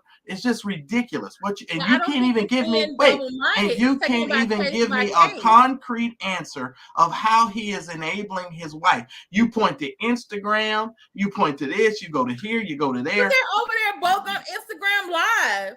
Yeah, And every time everybody's she on says damn something, social he's media like, yeah, nowadays, Kim. mommy. Everybody on social media. Okay, here's another point I want to bring out to this. You said, how is Monique supporting Black women? She is in an industry that every Black actress and every Black woman has clearly told us they are being underpaid. She is the only one besides Viola Davis, and Viola only goes to a certain limit, but Monique is the only person that is taking these lumps and these bruises. And as far as I'm concerned, just because Tyler Perry and Oprah Winfrey are rich and everybody tends to love them and think that their shit don't stink, let me just tell you, it is a dog-eat-dog world in that industry, and they are undermining and they do very underhanded things. And if it's her truth, and she talks about it until Jesus comes, it's still her truth, Kim. And she has a right to discuss it and to bring it up in context of the stuff that she's having to deal with as a Black actress. Her and Lee Daniels, they squashed their stuff, okay? That stuff is squashed. It's moved on. You know, they came, they hugged it out, they did what they did. But that evil ass Oprah Winfrey and that stupid ass Madea, he ain't gonna never do that because they're both in conjunction with one another and they're working. They don't want to admit to the fact of the stuff that they did to that girl. That girl deserved to be paid to go and do a job. Tyler Perry said she should have deserved to be paid. Oh, that was after the fact. And he's never came and sat on a panel, or he's never been in her presence and admitted to that and said, yeah, I think she should be paid. He ain't never said that. He ain't never said that on national TV. And then why is Monique recording their conversation and then leaking it online? You know why? Because them niggas lie and they cannot be trusted. Kind of like why the didn't same. she take their issue and go to court against them? First of all, their situation is different.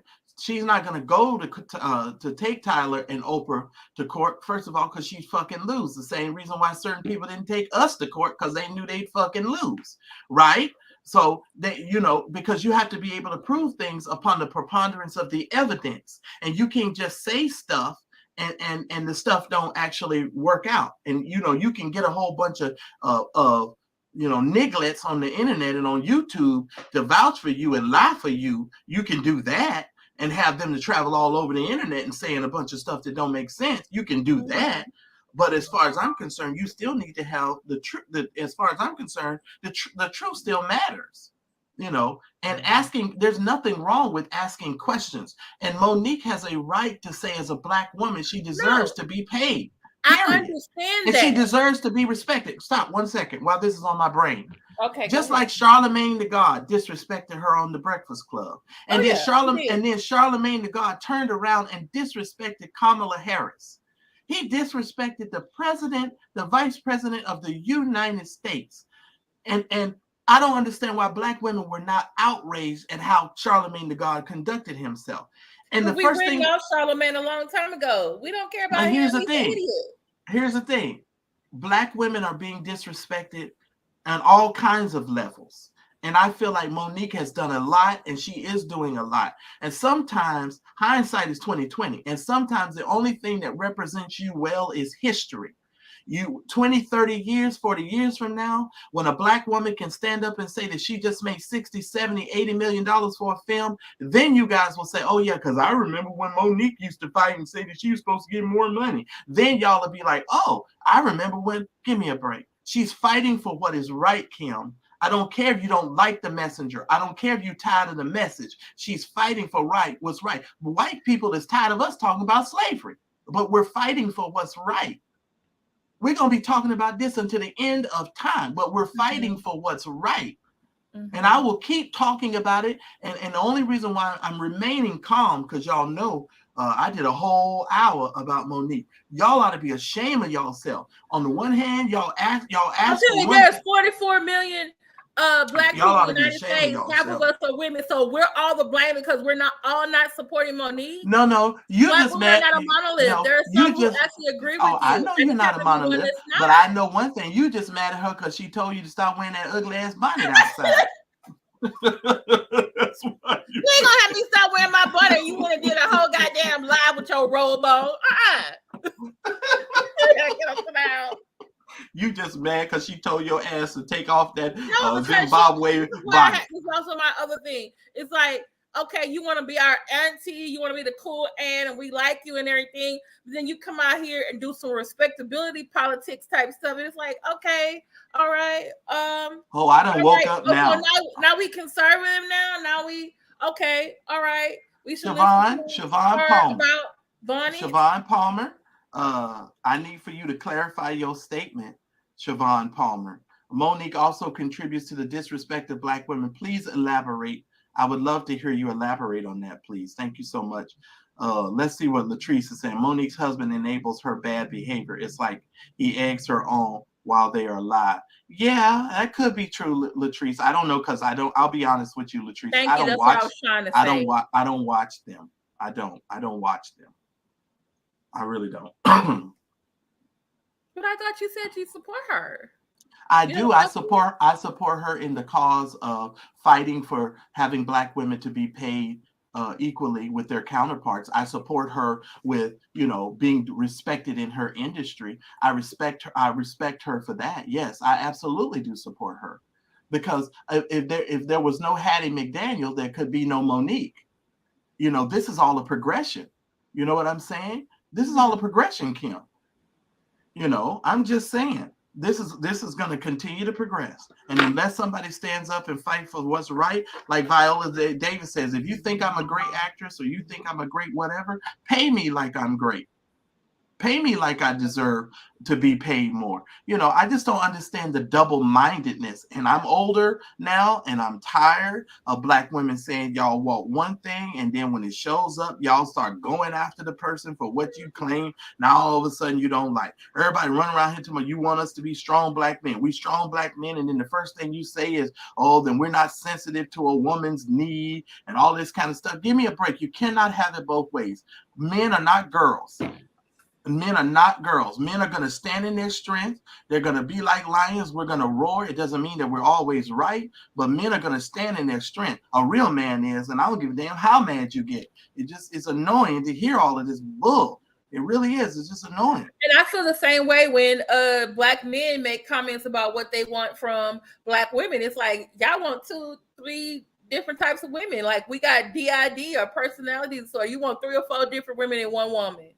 Well, yeah, that's true to a certain extent. You want me to be a strong Black woman and defend a Black man, but then you at the same time like, oh, don't emasculate us. Or you don't want us to make more money than you. You don't want us to have more education. Oh, that's bullshit. You want us to be natural, but at the same time, you all want of to those are excuses. Put your fingers through our hair. Like, come on, which one do you want? Well, first you of all, say we double-minded. I feel like y'all double-minded too.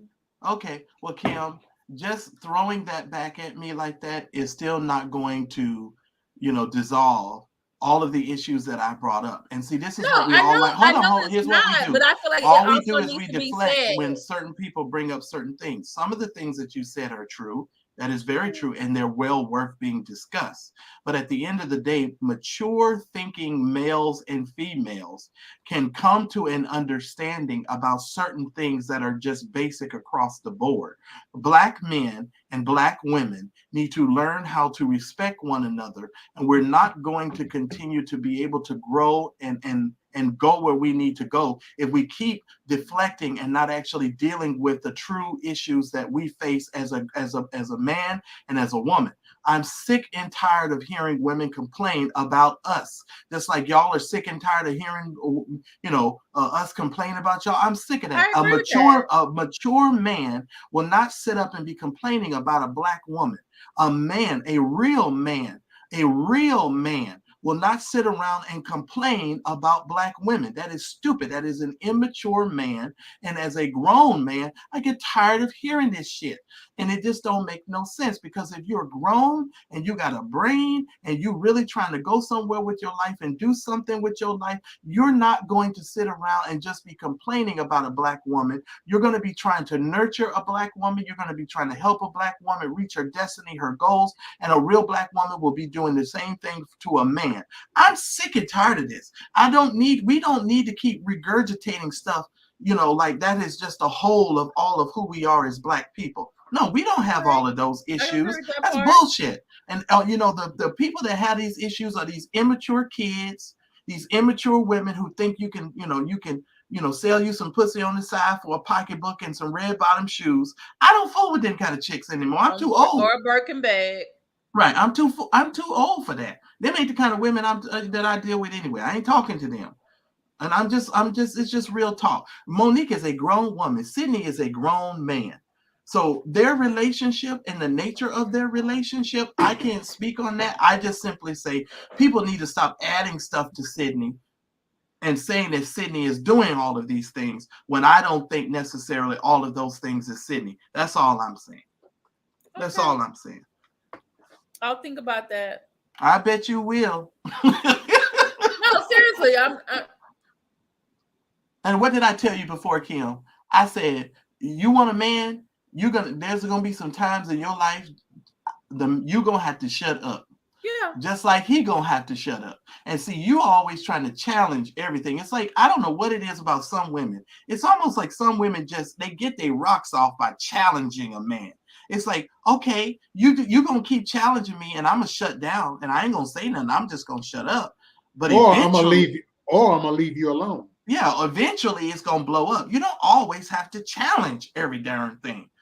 Nope. Just like I don't always have to challenge everything. I don't understand how two grown people always feel like you got to pull and take and keep pulling each other. And this is one of the reasons why Black people and Black relationships and whole, you keep rolling your eyes all you want to, Betty Boop. I'm here to tell you. No, but you have to understand something. Me and you are both very opinionated. So for us, this is like, we're still friends. Right, but Kim, with every situation. I know, but Kim, I keep trying to talk to you about the fact that if you really want somebody, just like me, and I had to come to grips with this in myself, there's certain things that I like that I think I have to have in my life, right? There's certain things I have to have. But as I get older, I'm recognizing the fact that some of the things that I think that I have to have, Kim, I may not necessarily need to have in order for me to, get what I want. You understand what I'm saying? And sometimes I'm not saying you have to, not have everything on your list, but some things you gotta acquiesce a little bit. And your butt is constantly, I'm just saying. But this is the thing. You are dealing with Kimberly let me see your transcript, as a platonic female friend. You're not dealing with me as someone that you're romantically involved with. That's y'all all say that because y'all always no, because when you talk to any one of my friends and you ask them, well, what is she like when she's in a relationship? But Kim, if you talk to the men, I do a whole lot less talking and a whole lot more listening. That's a lie. I come against this spirit right now. I come against this spirit. Let me tell you something, Kim. Listen to me, Kim. The way that you talk to the way that you talk to men now is an indication of just how you're going to talk to men. Talk to the man that you date. Yep. It is a very clear indication. Y'all all use that as an excuse. No, hold on. Listen, you guys seriously. Listen, the way I talk to you two is not how I talk to someone. Oh, that y'all all say that, but I bet you your mouth will get flippy. I bet you your eyes will be rolling. I bet who she is in a relationship gonna magnify because yes, it is. Everybody puts their best foot forward, No, she didn't say who hurt us. It's not you. No, Kim. No, seriously, y'all. No. I'm gonna get this out. You're gonna listen, or if I had to mute you, you're gonna hear this. Okay. If you change up with somebody that you're romantically involved with versus how you deal with us, that means you're being double-minded and two-faced to begin with. You're not being your authentic self. You're not being your authentic self. You are putting on a facade if that's what you're doing. So that means what you got to have. Can't be a different part of my personality. No. Who you are right now should be the same person you are if you was with somebody. Now, there are certain aspects of who you are that are going to be magnified or going to be out to that you're only going to share with that man that you're not going to share with platonic friends. But if you tell me, oh, I do more listening and less talking when I'm with the person that I'm romantically involved with, that means you flipping up the script. So that basically means you put on the appearance of Kim that you want that man to like, or that you want that man to see. You're not letting him see the real Kim. And that's when the fights start. Just ponder, Kim. Just ponder. I don't know how we got. I don't know how we got on this. I'm listening. You know, guys, I do listen to you. I know you do. Okay. All right. But it's Kim. Let me ask you a question. Do you think it's important for a black man to stand by his wife in public, no matter if she's wrong? Do you think it's important for him to do that? Yeah. Even if she's wrong? Even if she's wrong, do you think it's important for a black man to stand with his wife? And get her right in private. Okay. Okay, let me ask you this. Kim, the 18, we're not married, but we have some basic understanding that we don't come out here on YouTube and get to cussing one another out like some of these other folk did. Right. Even though we recognize that certain things that we didn't like amongst each other and things that were being done that were wrong. We didn't get out here on the YouTube and go, motherfucker, you done screwed up. We didn't do that shit, did we? No, we didn't. I didn't say, Kimberly, why don't you? I didn't get out here and cussing you about them drum beating folk and tell you to go somewhere. You understand what I'm saying? We didn't do that to one another because we're mature adults and we understand that it's not a good look to be in the public disrespecting one another. We can do that in private, and then they can be like, there's trouble over there in the 18 land. No, nigga, we fine over here. Y'all the motherfuckers that's got open monkey stomach. And thank you, Kelly G, for understanding. I'm just saying. Well, we know. And Kelly G, I get what you're saying, and I respect what you're saying. I'm not saying that you ladies are wrong. I'm just saying there is a different perspective to this. That's what I'm saying. You know, and and Kelly G, you would be flirtatious with me because I'm very flirtatious. I'm just saying. You would be very flirtatious. But I also feel like, listen to what you're saying. Mm-hmm. But like seriously, if you were to talk to any of my offline friends, not online, like when I first meet someone, I'm very quiet and I'm listening and I'm looking to see if, like, okay, this is the person that I can show my different sides to, or this person likes a joke, or this person likes this, or this is what we have. Damn, I know you did not. Yes, he did. I'm listening to you, Kim. Okay. Go ahead. So it takes me and that's what I'm saying is offline. Mm-hmm. You know what I'm saying? Okay, I get what you're saying. Because even think about it, when I first started doing social media, how was I when I first started doing lives, and how am I now? Okay, you've gotten a whole lot better. Now let me ask you this, Kim. Okay. Let me ask you this.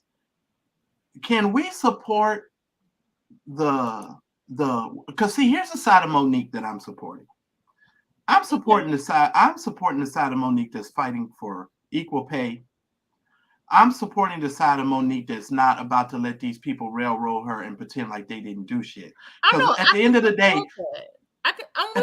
day, Tyler Perry and Oprah Winfrey was fucking with that woman.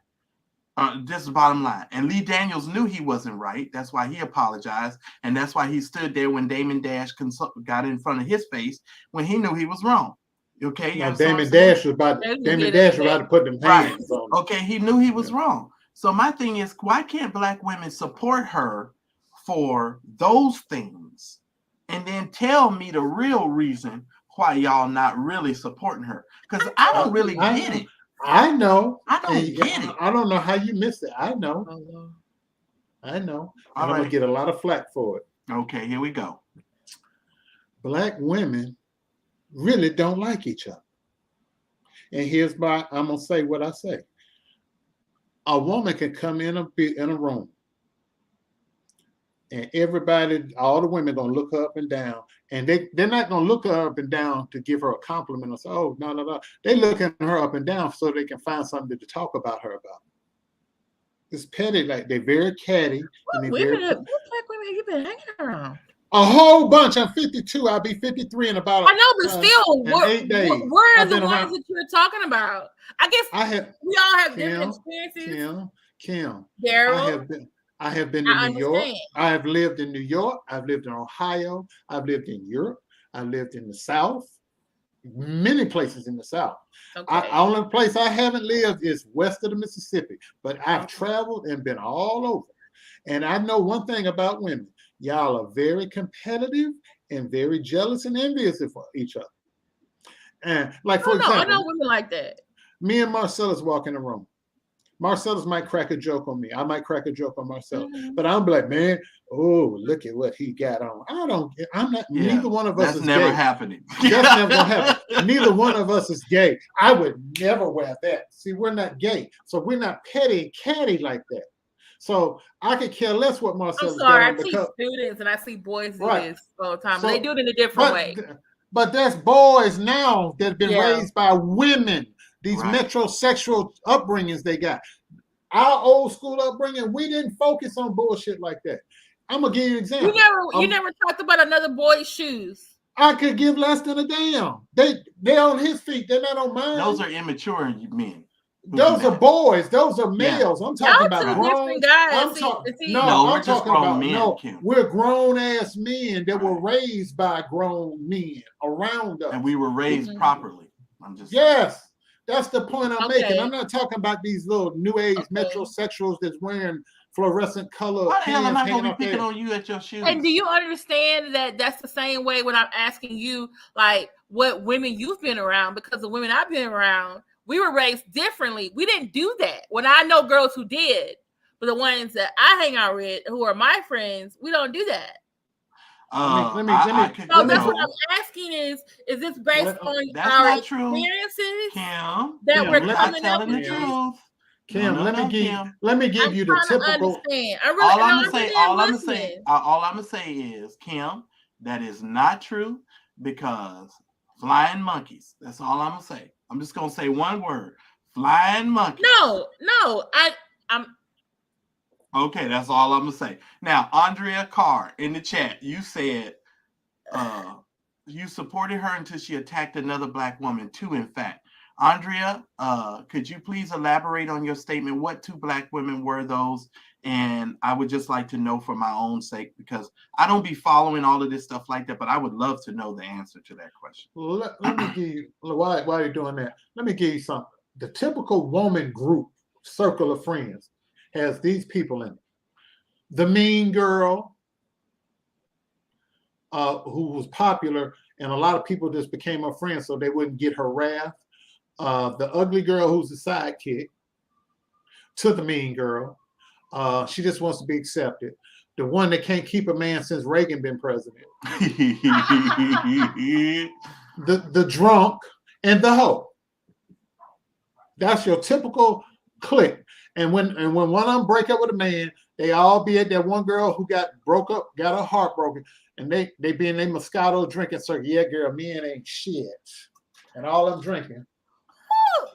okay. And all I'm drinking. I just said the typical. I didn't say the norm. I didn't say the constant worldwide. I say the typical. That If sounds you- like a movie, Daryl. Whatever. If I bust up in a club right now, Kim He head cried ready to exhale.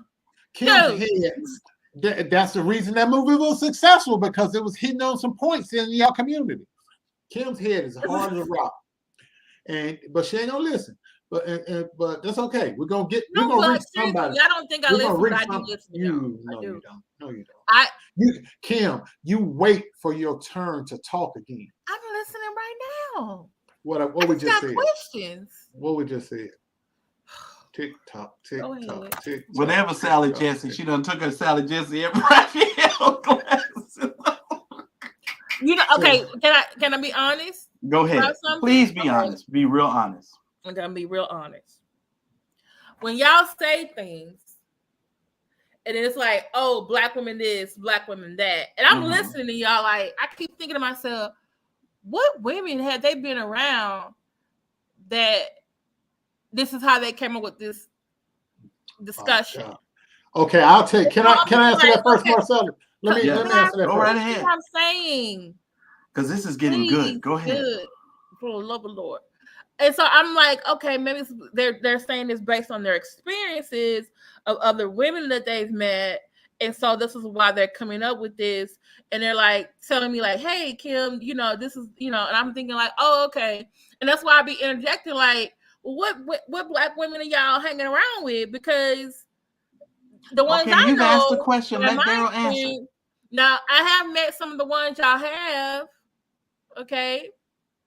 But I'm just like, the ones I'm with are not like that. So I'm just like, Well, Yeah. Mississippi girl, I'm with you too. I got you. I feel okay. you. Go ahead and answer your question, Daryl. Go ahead and say Kim, what you was gonna say. now, when you keep saying your point of reference, see, you have tunnel vision because you're a woman. You have tunnel vision. Well, the women I hang with, Kim, let's just look at you, for example. Mm-hmm. You grew up in Houston, Texas. Mm-hmm. You didn't go to a Black college. You went to a predominantly white college. Mm-hmm. Then you left that predominantly white college and you went to an Ivy League college. You were in the same city that I was living in, and you didn't even venture out into the various boroughs. So that Yes, I shows. This is what I'm talking about. This is the problem I got. Okay, I'm sorry. Kim, This is the problem I got. Kim. Can we? Kim. I'm sorry. Well, this I'm is a about to good break it down. conversation. So go ahead. Calm down, Kim. It's okay. Please. No, go ahead, Daryl. No, because this is the thing. We're friends because we have things in common, not things in common. We have these discussions. All of us are alike when it comes to discussions. We want to have the last word. We want the other person to hear. No. We want. I've been very quiet. I've been listening. Oh, Kim, sir! I literally have I been talked listening over to you. You talked over me. I cut you off because you We're were not all letting me old as talk. children in some No, same Kim, way there was before. steam forming at the top of your head, and that's why I cut you off. And I know you. I've been dealing with you on these programs for years. Let Daryl finish, and we're going to be quiet and let him finish. Okay. Now, your experiences are different, Kim. Mm-hmm. I've dealt in both worlds. I've dealt HBCU, Mm-hmm. predominantly white, worked with mostly white folks, been around my peoples. I've been around a long time. So when I say something and you say, well, where have you been? Where have you met this woman? I lived in Atlanta for almost 20 years. Women outnumber men almost 20-1 there. So I had a large, and when I wrote my stand-up comedy, I would sit in the mall and watch people walk by. I study people.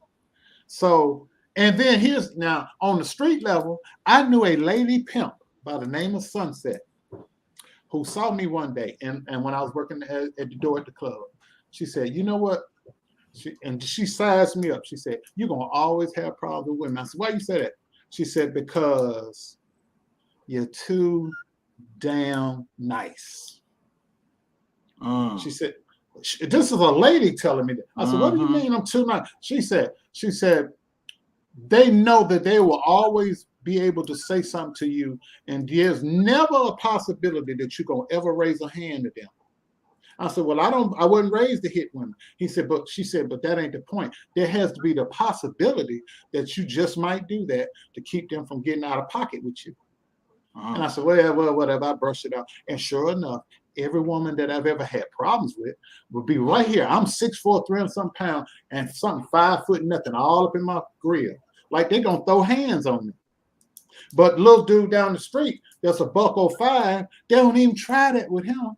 But they would try it with me because they know only thing I'm going to do is just walk off. Right. Well, I believe that the women in the chat are correct. Not all women are like that, and I agree with what they're saying. I think that there is a certain type of Black woman who has been raised like that. And a lot of times, Daryl, because of where we come from, we keep running into those circles. But one of the things that I realized early on is that the type of woman that I want and that I need, I had to elevate my circle and remove myself from Shaquita and Shaquanda. And I recognized that I'm not going to enjoy the red cup, paper cup sister all the time. You understand what I'm saying? I'm gonna need to red cup. You know what I'm saying? I'm gonna need to elevate myself a little bit. And so That's why I I get started that laughing. because I don't really believe that that's all black women. So I agree with the women in the chat No, as far as there. that's concerned. Let me get them straight real quick.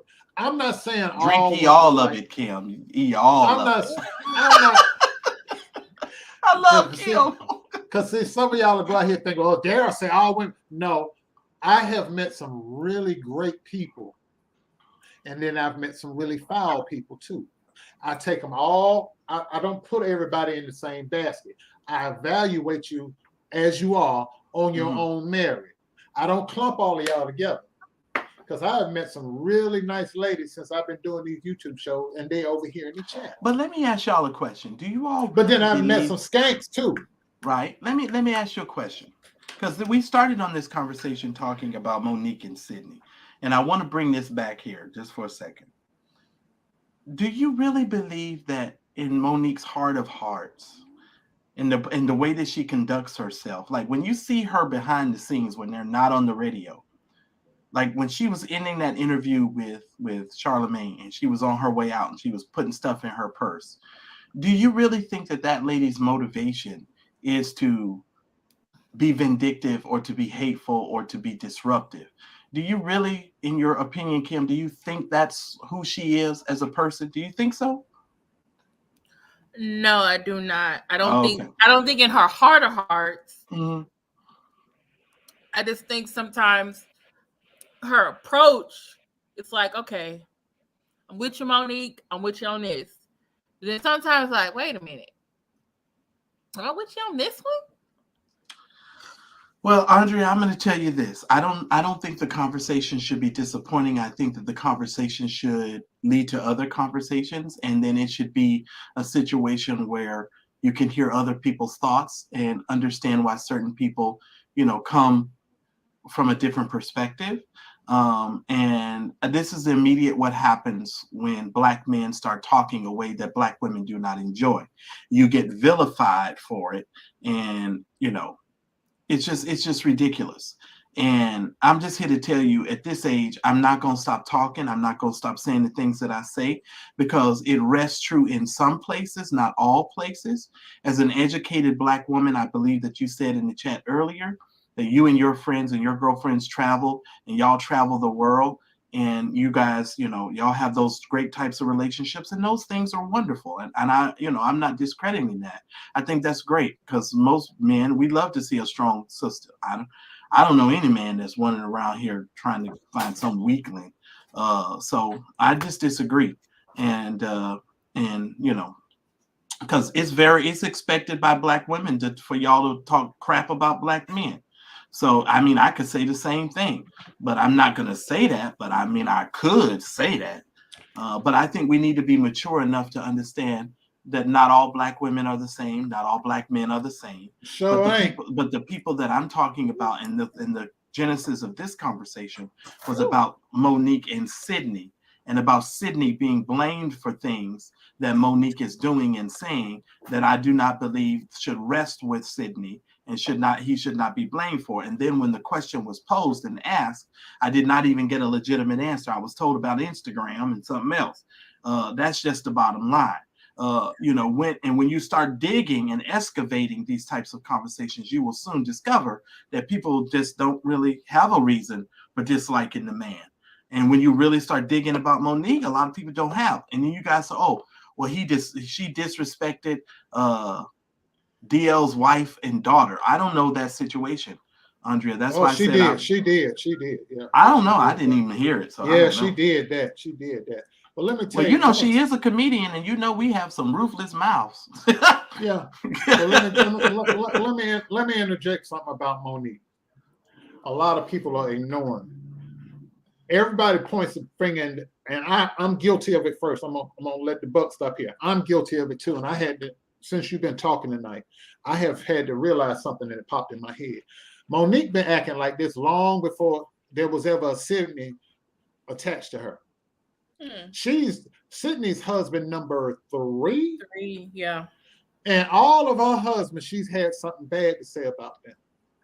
I quote, in one of her comedy shows, she got on stage and called her ex-husband, the first one, there was a chef or something, called him an ignorant son of a bitch said he was unintelligent. She couldn't take him nowhere. She said that in one of her shows.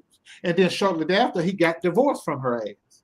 And then the next guy, I don't know how long, that one didn't last long. And then there was another guy that she was supposed to. Yeah, and then there was another guy she was supposed to marry, which would have made Sydney number 4. He didn't even show up at the church. And she said, well, hell, I didn't pay for the wedding. I might as well go. And they turned it into a party. He just kept it pushing. Wow. I didn't know that, but let me address the comment, Andrea. I'm going to address you again. Here's the thing, Andrea. I'm old enough to know, and I don't mean no disrespect. I'm not a person who can be easily emotionally manipulated. My responses to you does not necessarily reflect the fact that I'm not open to hearing what you're saying, because we're having a conversation. Mm-hmm. And the mere fact that I'm having the conversation and addressing your comments should say to you or send you an indication that I am quite open and I'm quite intelligent enough to have these types of conversations. And I'm sorry that you're being offended by the things that I'm saying, but those individuals that watch this program and that know me understand that I'm just very honest, and I just say the things that I say. And I'm sorry, I don't mean to be offensive, but what I would like to tell you as a Black man, I do not like when people try to emotionally manipulate me. My responses do not indicate that I'm not open. My responses indicate that I'm not willing to just lie down and take anybody's answer and just go with whatever they say. You got to logically lay it out for me. And that's why I ask you to elaborate on the questions that I ask you to elaborate on. That's all. And I want to say something as well, Andrea, and to the other one in the chat. Thank y'all for, most of y'all agree with me, or at least y'all actually able to articulate things better than I could. But these two men up here, I consider them my very good friends. We've been good friends for 2 years now? Going on 3. I think it's been older than that. I don't always agree with them. They don't always. We've been working on the chain game. But we do have conversations like that. I've learned a lot from them because before them, I didn't have any male friends. Either you were my cousin, my brother, my dad, my uncle, or you were a romantic partner. That was it. And so I learned a lot. I didn't know that. I didn't know that. Being with them being my friends. But I think, just like you just said, so I don't want y'all to leave here thinking like, oh, Marcellus and Daryl, they're just this is like you said, this is from their experience, and we've had conversations like this, right? Okay, offline. Kim, I really didn't know that. But I really didn't know that. Wow. Yeah. I never knew that. Now all the time we've been sitting out talking online, offline, I never knew that. Well, you have to know, but you have to watch our show. I don't have, and then this is another thing. I have friends and other people who are like, they're friends with their exes. I'm not gonna be friends with you. Hell no. Once you in my heart, you in my heart. Once you out, you out. I know that's right. Shit, well, we right because that's how I feel. People. So that's why when y'all said, "Oh, I talk over people," and I'm like, well, actually, when I meet someone, I'm very quiet because I'm trying to figure out: do I let this person into the real me? And if I have let you into the real Kimberly, or let me see your transcript, that means I really see you as my friend, and I feel comfortable enough to be myself with you. Right. Well, I just don't want Andrea. I don't want Andrea to leave here thinking that we don't, we're not listening to her. We don't respect what she's saying, because I totally respect her. Yeah. And I totally understand her vantage point. Now, at a later time, I can talk to you about some of the issues as a man that some of us will have when you have trust issues and you can't really, when you don't trust each other, because like I keep saying, there's a crisis in trust around this country, and we have a crisis in trust. It is. And here, Lynn says, we have very confrontational conversations with me. Why you got to use my whole name, heifer? Ain't nobody told you to put my whole name in. Your whole name is under your goddamn.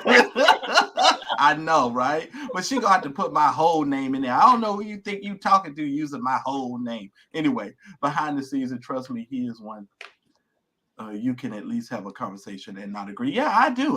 That's me. I don't necessarily have to agree. It is. It is what it is. But I'm just like, she gonna put my whole name. You know what, Liv? I'm a John Hannah you in a little while. I'm gonna speak in tongues. Oh Lord.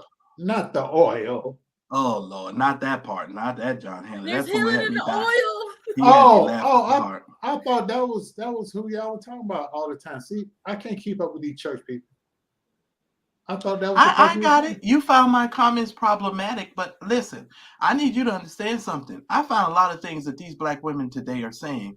And as I gotten older, I found a lot of things that y'all say very problematic. And I think some of the stuff that y'all say doesn't come from a very intelligent place or intellectual place. And as a person who uses my brain, I have a very tough time coming up with the logic of some of these women's statements. Some of these women's statements are not very logical.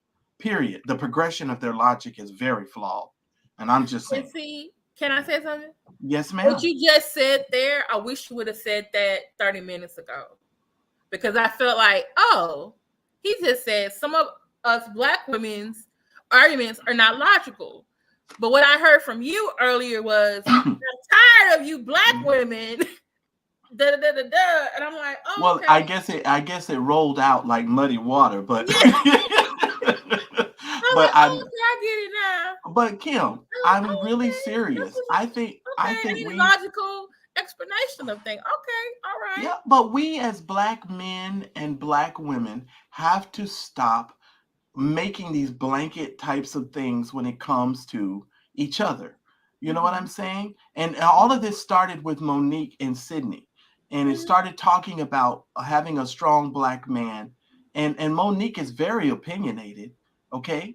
And she's very opinionated. I can't imagine what it would be like to have a comedian like Monique and you got to, deal with her on a daily basis. That would probably get on my nerves. No, actually, Marcellus, you'd be surprised. Most entertainers, what you see on stage, that's what gets them paid when they're in private life. They completely. And I think she is a very quiet person. See, and that's another thing that I think a lot of people are missing. Because like me, when I'm on this here program, people literally think this is how I am every day of my life. You understand what I'm saying? And they make certain assumptions about you. Now, you all know behind the scenes, all we doing is laughing and talking. And I do talk a lot of smack, but in my real life, oh no.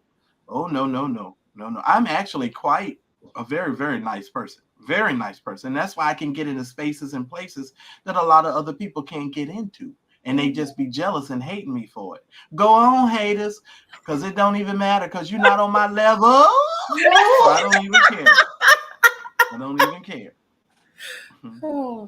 I'm just saying. No, and I'm actually a very boring person. I don't do a lot of exciting stuff. So this is about as exciting as I get. I'm doing this.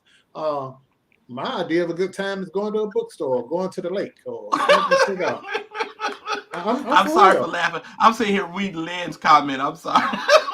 And what you both just said was like, that's what I was trying to explain earlier, which I guess is one of my things is I have a hard time explaining.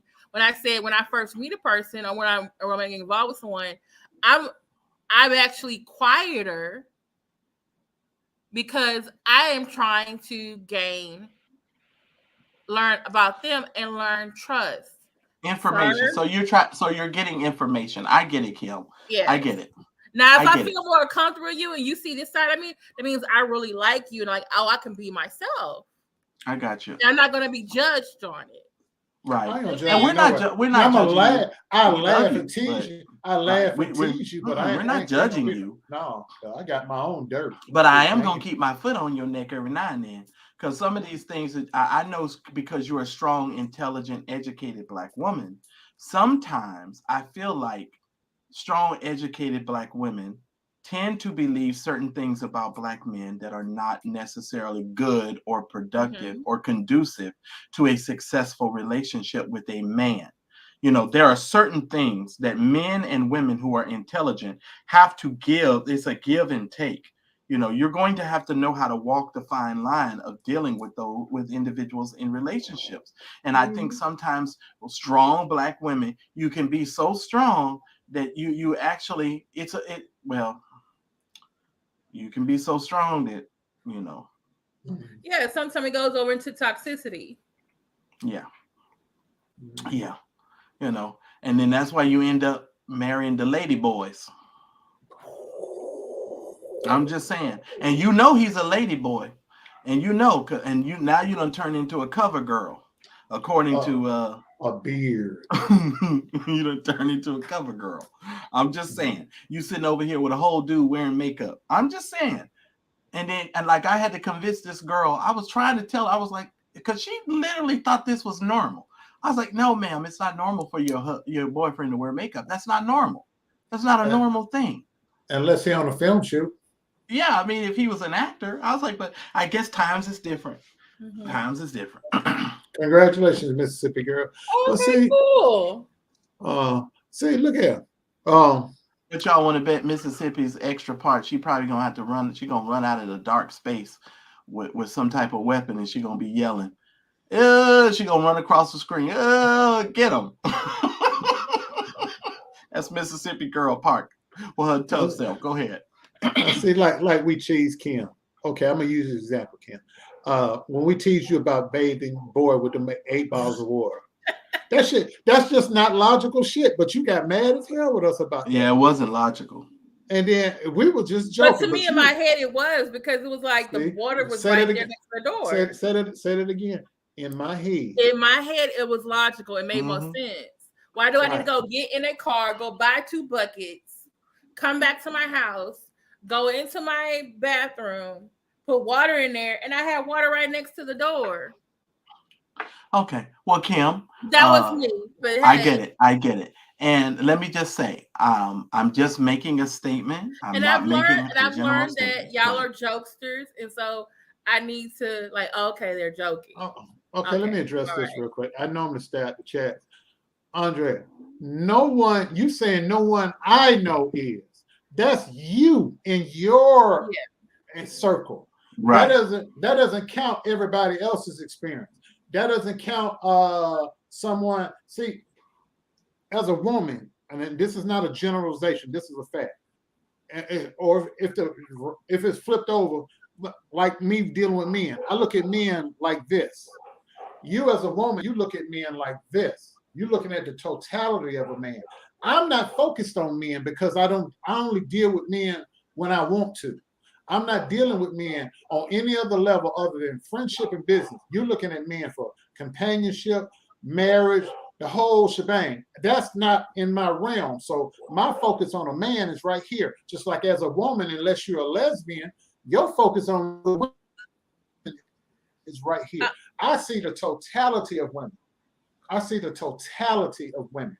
So that's where when I come in, I'm like, hey, Lasai, I'm looking at the whole spectrum. I'm looking at all from the highest super duper, got more degrees than a thermometer, to the chick that dropped out in 7th grade. I see all of you, all shapes and sizes, all walks of life, all personality. So when I look at the totality of women, I'm not putting you all into one group, but I'm looking at the spectrum. Just like on the rainbow charts and the pie graphs, there's a certain amount of people over here, a certain amount of people over there. And then I look and I'm sitting there like, yeah, I've seen that type. Let me ask a question. Sheila Chapel, can you elaborate on your statement? She changes her personality based on her audience. Who are we talking about? Monique?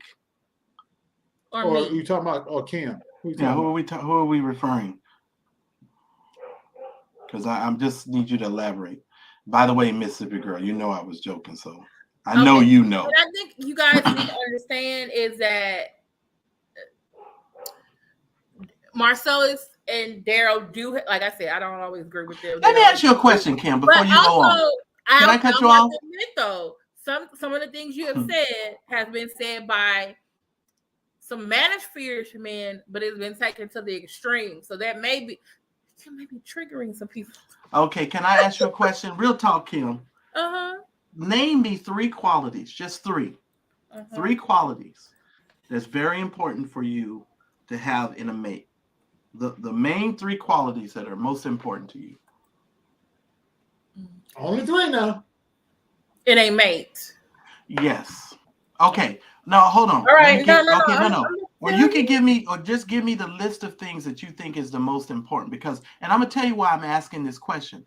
Because I saw something in a chat this last few days about what's that guy's name, the actor that left Lauren Harvey? Michael Michael Jordan. Michael B. Jordan. I saw some things some women were saying about him in a chat, and I found their comments to be very interesting. But name me the qualities that are like must-haves for you. Dependability. Like you say you're gonna do something, you're gonna do it. Financially responsible, and it could be book smarts or it could be world smarts. Okay. And the dick got to be big, right? 12 dicks. Okay. Because I'm saying you didn't say that. I'm gonna say this. He needs, at this point in my life, from my experiences, I needed him to be average, because average dudes got stability. They're flexible, they're knowledgeable, and they're financially safe. Because when you got one that's too big, they live with their mama. Okay. Now, why isn't what Kim said? Why isn't what Kim said generalization? Nobody's jumping down her throat in the chat for saying that. Double standard. But he asked me what I want. Not what. No, I'm not talking about but I'm proving a point. What you said, Kim, I totally agree with you, and that's okay. What you just said. But what my point is, if one of us were to say something like that, we'd get our throats jumped down. But it's because the way you said it. No, it's just because it's me saying it. That's what it is. You know, it's me. It ain't got nothing to do with. Because some women, because y'all said these black women, you said, I'm tired of you. Y'all said those statements. Yeah, to the ones that we hear and see, that doesn't mean everybody. Everybody. That's what everybody. See, okay. I'm about to make a generalization statement. Okay. Most women that I've experienced in my 52 and a half years of living, you hear bits and pieces of what a man say, and if it's the bits and pieces that you like, you go on about your merry way with it. But if it's the bits and pieces that you don't like, you blow that shit up bigger than a hot air balloon, and that's when the fight starts. All right, we'll table this conversation until we get offline, because I have some things to add to this. And you want to do offline? Yeah, the reason why is we got called Tony Sotomayor tonight. Yeah, I don't want to be. These two are nothing like Tony Sotomayor. This is a conversation that when we get ready to listen, when we get ready to have this conversation, I want to be able to have it open and freely without being judged on some of the things that I'm going to say. And so I know I can do that with you all without, people saying all kind of craziness. Okay. Now I'm just going to say this. There were some things that were rudely said about this Michael B. Jordan young man. And it was very interesting to watch these women. Now, this chat, believe it or not, was full of women, right? Full of women. And I kind of snuck in there. I snuck in there like Black Lightning. I snuck in there. See, this is the thing. When I get into your chats, I don't say nothing, because I eventually just want to see what y'all are going to say. So I don't be commenting and stuff like other people be, typing stuff off. I sit back in the cut, because I want to hear how you think, and I want to see how you feel. These women are quite interesting. Very, very interesting. Very interesting. Very interesting. Well, what I also have noticed, though, in some of I've seen people make videos, and I've seen the title and stuff, and everybody wants to say about Lori Harvey, like, oh, she's just, if she were a man, we would, it was just, I don't know. Why can't we just say these are two people, they were with each other for a year, it didn't work out, they're moving on. They're just not. That's what I agree with. Mm-hmm. That's my whole thing that I don't get. He's 35. They're at completely different points in their lives. She maybe she wanted to be with him, but it's like some stuff about him. They're like, oh, okay, I can't. Okay, this is not gonna work. The bigger issue that we got. The bigger issue, Kim. Check this out. The bigger issue is, why are people so invested in their life? Because they're celebrities. And we live in a celebrity culture. I felt the same way about Will and Jada sometimes. They're like, oh, Lord, I don't want to hear nothing about Will and Jada. Well, I'm going to tell you, just ladies, I'll tell you what they said. I'm gonna go there. These women took a picture of Michael B. Jordan in his sweatpants, Oh, and they wow. circled his dick print, and they said, "This Where is was the that? reason. This is the reason why Lori Harvey left him." And they circled it, and they went back and forth ham on this dude, right? And there was a couple of men in there that was chiming in, and Gay you know, men, probably. no, these are dudes, because this is one of these it's one of these grown-up groups, right? So I was like, I found this whole conversation to be really interesting. I really did. I found it to be fascinating because some of the dudes was like, it's amazing what Black women will say that they want, because this is a man who's financially stable. Now, Yes, listen, financially stable. you know, I'm not saying, ladies, I'm not saying you can't ask for the meat. You know, I'm not saying you can't ask. We have the meat. I'm not saying you can't ask for the meat, but I just found some of the comments in there from grown women. These ain't 22-year-olds. These are older This women. was cougars or cougar light? Yeah. Oh no, these are Panthers? these are women, grown women. Oh, okay. And I'm just like, oh, I just found this to be really interesting, you know. And I just found the conversation to be really interesting. Now, like you said, Kim, I'm of the opinion that these people just didn't work out and they can go where they want. Same thing with Megan. Someone said same thing with Megan Good and that guy. They were almost 10 years. Obviously, it just didn't work out. Well, didn't he like cheat or something? He cheated. No, they both didn't do anything. No, I think something happened there. both, though, because I felt like she was trying to be, this pastor's wife and go to church and stuff. And you talking about Devin Franklin. Devin Franklin and Megan Good. I can tell you what that was. It wasn't no infidelity. What was it? The pressures of the church folks expecting her to fit into this little box. Right. And he was trying his best to stand by her, but he was getting pressure from the church folks. Why you letting your wife out here like this? And then she was getting pressure. Why you drink? But wait a minute, Daryl. Those problems came into the house. But sometimes she said she didn't even go to church because the women were judging her. But no, I was just going to tell you, he lived a Hollywood lifestyle. No, that's a churchy boy. Let me tell you something. He's churchy, but he's not like these other church folk. Let me tell you something. He's not judgmental. No, don't y'all be fooled by these church folk. These church folks have affairs. They be doing all kind of stuff. They live all kind of different ways. He living a real life. How the hell do you think he ran into Megan Good? You understand what I'm saying? No, he ran into Megan Good on a film that he was executive producing that she was acting in, and that's how they met. But I'm just saying. But he travels in circles where he could do that.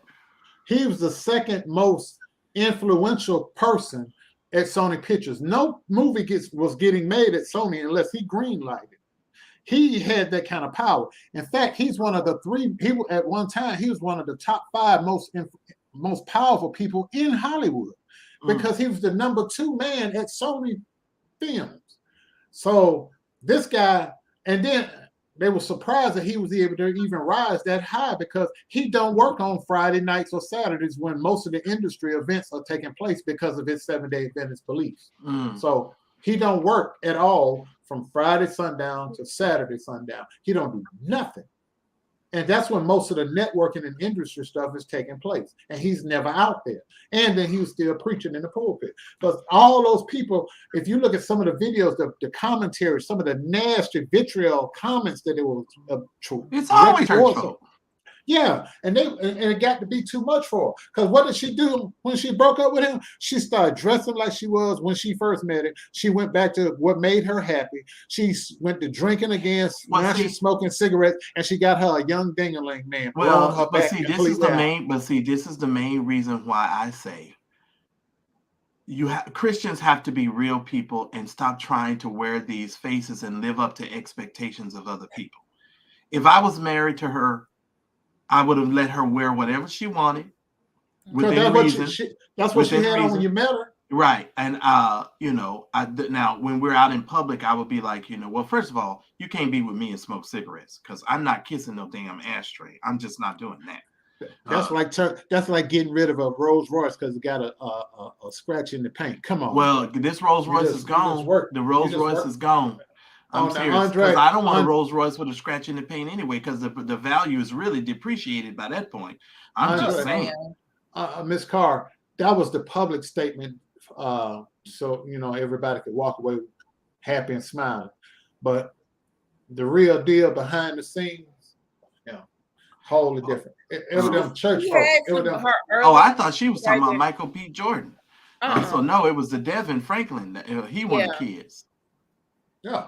But there was something that happened there, either like some sort of emotional attachment or something he was apologizing and crying for that he had done. Devin, he was on the internet crying. Started crying. Cause he know ain't no woman coming along no time soon. Cause the woman that will come along, he ain't gonna want her. Cause they're gonna try to push a woman that's in the church up on. Oh please, man! You know how many women is in church? Are you serious? No, that dude's probably getting laid right now. Are you crazy? No. Is you crazy? Daryl. Are you nuts? No, I'm gonna tell you about him.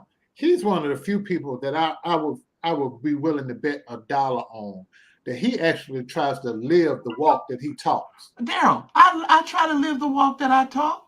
I literally do. Don't do that to Marcellus. Come in, Kim. Come in with me. No, seriously. No, Marcellus. Kim, take your glasses off. Take your glasses off and join me. Come to the altar and join me. No, Daryl. Wait a minute. Hold on. I'm being very honest. When do you hear me? You don't hear me. Only thing you hear me do is cuss and fuss. That's it. Yeah, he does cuss. And that's normally in defense of my friends. Wine from Spain. Yes, and I drink my wine from Spain. That's about it. Hold on, I gotta address this. I hear this a lot. Let me clarify something to you, all the ladies that have this opinion. I think some men get intimidated by strong-willed women. No, we're not intimidated by anybody. We just choose not to be bothered with a loud mouth. Being strong-willed and having a loud-ass mouth and being confrontational, they're not one and the same. Being strong-willed and having a loud mouth and trying to talk over me and yell and cussing, that's not being strong-willed. That means you just want to be loud and confrontational. And what I do with that, I leave your ass alone. Well, I mean, here's this. I'm just saying, Sheila, I'm going to give you a good example of how I look at strong-willed women. My mama was strong-willed. Sheila, this is how I view it.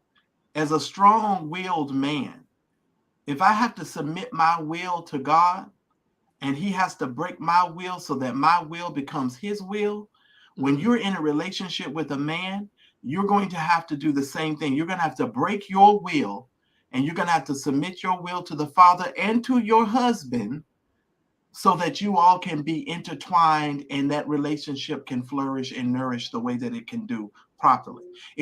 Most women who talk about this strong will stuff just means you're a woman who likes to, argue. Yeah, and I'm not for all of that. Your will has to be broken just like my will has to be broken. And I submit my will to the Father just like you have to submit your will to the Father.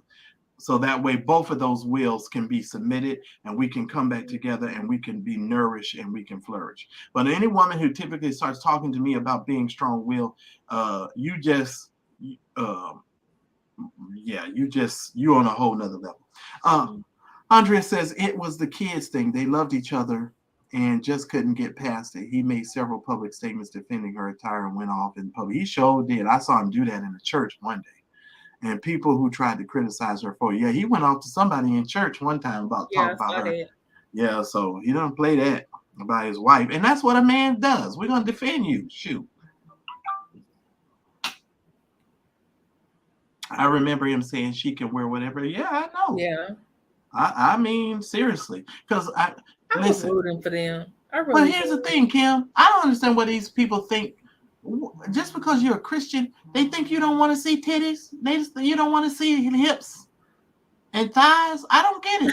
Like, I'm lost. I really be lost because I've been in church my whole life, and you better not come out here wearing all them apostolic ass gowns with me. I don't want to see that shit. It goes back to the days of the Puritans. There's always what the church and the church people want you to do, and when you don't conform to it, you get the business from them. Oh, well, see, I'm a real man. I can stand on my own convictions and stand on my own 2 feet and tell and give everybody the finger and be like, whatever, this is my wife. I'm serious. I don't get it. I don't understand what kind of men these are. But I do understand because these men will go, they'll go right in there and submit their wives to Brian Carn and Jamal Bryant. The next thing you know, your wife getting fucked by the preacher. I'm just saying. This is those kind of dudes. I'm just saying. And I ain't submitting my wife. And no, you can't meet with my wife in private for no damn counseling session, nigga. Hell no. Okay, I'm gonna be right in the room on the other side. Oh, you better have a hired counselor, female counselor. There's a guy from the Umar Johnson sector. He said that happened to him, but I don't know if he's just saying that so that the women could be sympathizing with him because he likes to talk and flirt with women online. But he said that's what happened to him. Well, these preachers cross the line. I'm just saying, and I just can't wait. I'm gonna do a documentary too. I'm gonna get me a church documentary made, and my church documentary is gonna be Your Church. It's gonna be titled Your Church is Not the Old Church. The historical Black progression and change of the Black church. Because see, these niggas still think that we back in 1940s and 50s with church. Right. Church is way different. And that's what a lot of people were upset about the PBS documentary, The Black Church, because it was like, oh, you're telling us all the good things that happened in the past, but you're not relating it to what it goes now. Like what was, it was I sent Henry Gates a message. Oh, I sure in the hell did. I sent him a whole message and told him what a piece of shit that documentary was. Because you sit up here talking about, they act like, oh, I got my eyes on the prize. Hold on. Nigga, this is 2022. I actually like that documentary. I bet you did. That documentary was full of shit. I saw parts of it, but then I started reading. It was very educational. I'm sure it was educational. And that's where it belonged, in the history class. Because in real life, that is not a real application of what church is like today. And Henry Gates and them is still, but they back there with that eyes on the prize shit. Church is way different. These niggas got strobe lights, nigga. What is you talking about? They ain't up in no church with these little, this is a totally different church. Nigga, what? They got big screens behind them. I'm not messing with you now. I'm not gonna mess with you now. I'm really not. Oh Lord, no. We got a totally different church. And I'm just saying. I'm not gonna mess with you now. And that's why the church is made of 99.999% women. And that's why the little 1% of dudes that go there, tambourine players, a lot of them. And then because they don't think they're supposed to work and get no job, when the Bible says that if a man doesn't work, he shouldn't eat. You got to go get you a job. These dudes are sitting up there not working, expecting for a woman to take care of them. It's ridiculous. It's ridiculous. And we can't say certain things like that. Now, here's another thing, ladies. Not every man is going to make 6 figures. Not every man is going to make $100,000. Not every man is going to make $100,000. I bet you one thing. Let me just say, well, my daddy worked for the city. He was a garbage man. That's what my daddy did for a living. Oh, they made good money. Man. Yeah, he made very good money. He got good benefits. But here's the thing. My daddy was a Rolling Stone. But I'm just saying, my father was a man.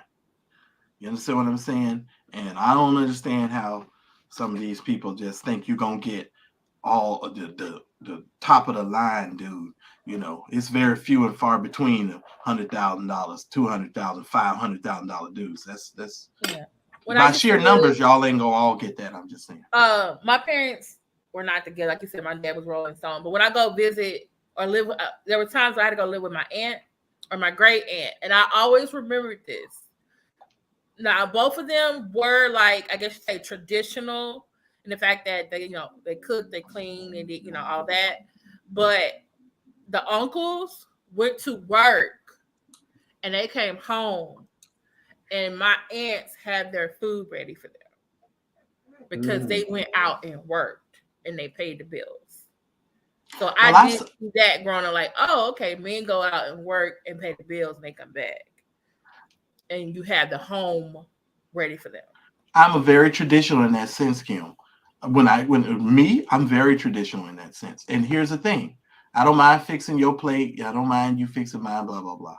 But when it comes to the house, I don't want to deal with anything when it has to do with the house. I don't want to have anything to do with that.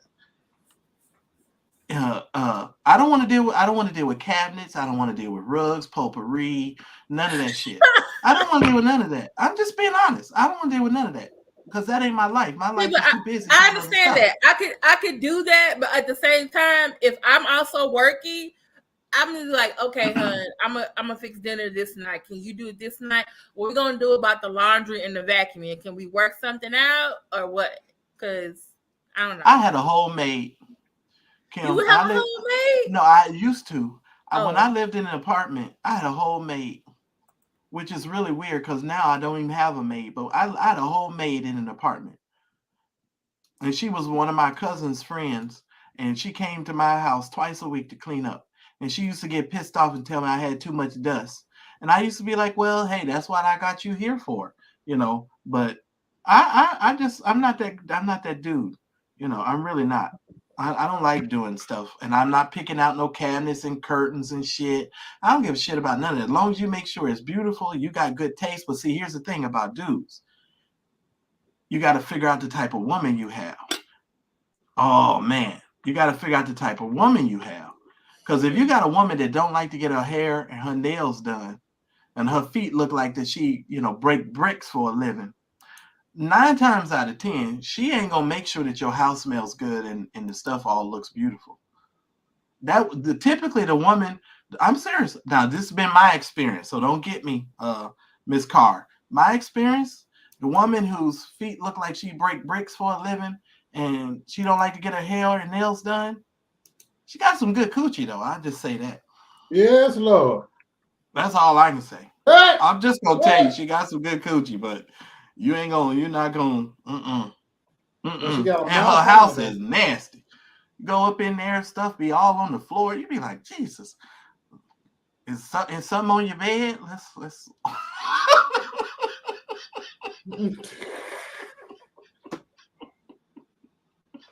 Like I said earlier, who y'all hanging out with? No, because we've had different experiences. Man, I know a girl's house right now. If I go over there, I know right now her place is nasty. I know right now it's dirty. Oh my goodness. And that's why I know Lynn. Yeah, that's why I was doing them decluttering videos. Going over there and see what I said. No, what? Here's the thing, Miss Carr. I'm being real honest with you. And that's why we have to have this conversation. Really, it goes deeper than that. But I feel what you're saying. But it's not all the women that I've encountered. Thank God. Thank you, Jesus. Thank God. But one of them I had to leave alone though. I couldn't, because some people want to get married like right away. I don't understand that. Yes, Kim, you are correct. You are correct, but that still don't change the situation. I'm just saying. I know. Mm-hmm. Talk about enabler. Oh, you don't have no problems when I'm enabling you. Oh Lord, I think your enabling button done ran out with me. You don't enable me. Look, my button is broke when it comes. Okay, to did you remember when Daryl said, "Kim, let's both do the wily eye"? And I said, "No, I'm not doing the wily eye." Right, because that wasn't true. Because his wily eye is crazy. He's over there with that Baptist stuff going on. He be doing. He think everybody's like them Baptist folks. I know you are, Miss Carr. I got you. Okay, that's fine. I feel you. All right. I hope y'all like, sharing, and subscribing. Please do. Because I came on here and got woken up when y'all started talking about Monique. Because Monique, I see that triggered you. Yes, it did. Yes, it did. Okay, boy. Because I'm sick of people always piling on that girl and the whole society. Go ahead and roll your eyes all you want to, Kim. I don't care. Everybody just piling on her, and it's just ridiculous, you know. And she's steady winning. I hope, and they better pay her that $50 million, or I'm gonna be out there with a You picket fence. deserve it. Mm-hmm. Oh, let me tell you what else I found. Because you know I'm subscribed to 60 Minutes. That's how you know you're getting old. Like you will start watching all of them shows that your grandmama and them used to watch. When you was growing up, I was watching 60 Minutes, and I'm subscribed to them on YouTube. Do y'all know there was a white couple? They done made a movie about them now. It's on Paramount Plus. That discovered how to win the lottery. This Yes, old couple I saw that. I'm gonna have to watch it. These people, it's on 60 Minutes. The real husband and wife is on 60 Minutes. They did an interview with them. These people done figured out how to win the lottery. And they done won millions of dollars. Mm-hmm. And all of their friends and their family got together and was playing the lottery and done won all the millions of dollars. And yeah, Quiet On Storm. PBS, they still come on. And then Yeah, they show the episodes on YouTube. I love 60 Minutes. Their reporting is so much better than a lot of other stuff. Yeah, I like them. Like when I want something straight, 60 Minutes or PBS NewsHour. No, I'm going to go further than that. You don't watch The Atlantic on YouTube? The Atlantic? I think I subscribed to them. Have they The Atlantic is good. How about Vox? Do you watch Vox? VOX? Yeah, VOX. No. Oh my God, Kim. What? You're missing all the good stuff. Oh man, you don't watch Vox? Oh my Lord. I'm subscribed to so many things. I know. I looked at my thing. Well, I am subscribed to Vox. See? You need to go there and be looking. Boy, you are trying to be a part of the show. Uh-oh. She asked me a question about have y'all seen the Murdoch Murders podcast? No, I've never heard of that. Did I say the name right? Is that Murdoch or Murdoch? Did I say that properly? Okay, y'all too busy looking at y'all phones to answer the question. No, I'm Googling Murdoch Murders. Oh, she said yes. Okay, no, I haven't heard of it. I hadn't heard. Paramount Plus has the movie, right? Yes. Is it with Bryan Cranston? Now here you go. Now you got to name them white folks by name. Now, the one that was on Breaking Bad. I don't know. I thought it was Boy. Okay. I don't even know half the black people. Boy wants. I need to. And now where's Christine? Christine, I don't know where you at, but they had some black guy going out on the street singing all of these, asking, he's giving these black people clues to certain songs like Mary J. Blige and Nas. Mm-hmm. And I was saying to myself, I sure wouldn't be able to pass that test because I don't know none of them songs. The house. Yeah. No old apostolic boy don't get out. Yeah, I've been lost. I'd have been like, Jesus will fix it. I don't know none of that stuff. Oh, it's about an uber rich family in South Carolina. Okay, that's kind of my stuff. Oh yeah, Quiet Storm. That man done figured out. It's 19. Okay, sorry. Go ahead. Go ahead. 19 what? No, I found the channel. I found the it's called Murdoch Murders Podcast. All right, they got 14 videos about. Well, make sure you send me a link. I'll put a link in there. All right, Daryl, I know y'all ready to go. Listen, please make sure y'all subscribe to this video, subscribe to the channel. I done woke up. I don't think I'm going anywhere. I think I'm gonna go nowhere. Lynn gonna cuss your ass out. Who? Oh, I know Lynn waiting. She waiting. He not swing. He been sick and he been working a lot. Is that the enabling you wanted? No, that ain't even gonna save me. That ain't even gonna save me. He said, dude swindled his client, stole their money, killed his wife and son. Son killed his friend in a boat crash. Stole the settlement. My God from Zion. Oh, my Lord. Oh, well, that's my stuff. Well, I listen to Crime Junkie. That's my favorite podcast is Crime Junkie. And then Sisters Who Kill. Do y'all listen to these little ratchet little girls? on the podcast. Kim, have you ever heard this ratchet podcast? You need to look it up. Sisters Who Kill. These are some ratchet girls, boy. Okay, I'm sharing this to my community wall. I'm not a mod over here, so I can't put this in the chat. Oh, them girls is ratchet. I'll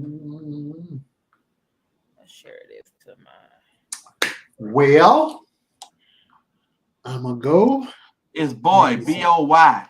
The dog is named Boy. Yes, my dog is named Boy. That was my uncle's decision. Daryl, did you eat already? Like, really? No. Oh, that's why you're sitting over there looking like that. Okay, we should be on here for about another 15 minutes. Yeah. Kim, did you eat already? No, I need to go eat something. See, what was the cardinal rule? I had a sandwich before I came on here, though. The cardinal rule. But before I came on here, I had a late lunch. I wasn't hungry then. We've been on here almost 3 hours. I know, ain't God good? This is our part. This is our part. Look at Daryl. You asked for us to be over here, nigga. Ready to put a little bug in their ear so they could come on over here on Friday. Dude, you just could have asked us. Well, y'all know. I haven't said one thing complaining. I just yawn. Listen, but y'all know that Michael Avenatti got indicted too. Y'all know that, right? Stormy Daniels' lawyer. Yeah, but it was for something in Chicago, right? No, but he stole money from her too. What? Yeah, he stole money from her. Sure did.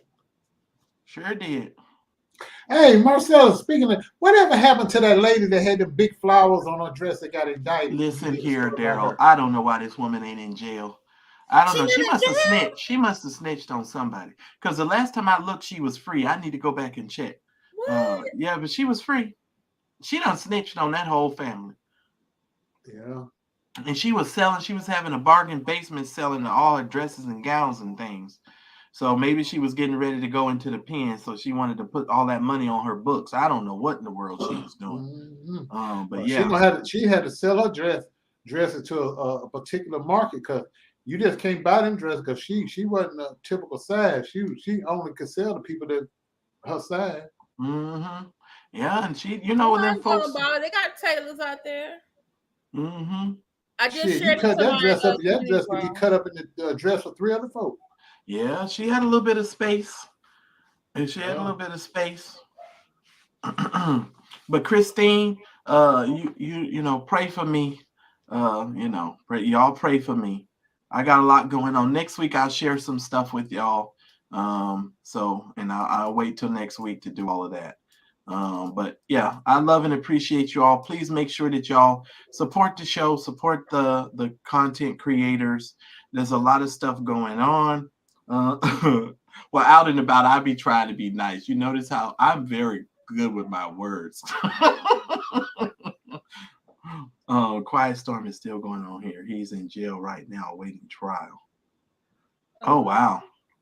And you guys need to watch that movie too about the staircase murders, because they had a documentary. That's a true story.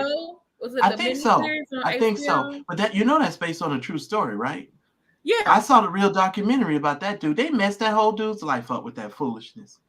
But yeah. Wait, he didn't kill her? No. Who killed her? She just fell down the damn stairs, Kim. It can happen. I don't know why people be thinking accident. Oh. Let me go before I start up a whole nother conversation. That's why it's called an accident. When I get out here. No, they put that man through hell. You hear me? Oh my goodness.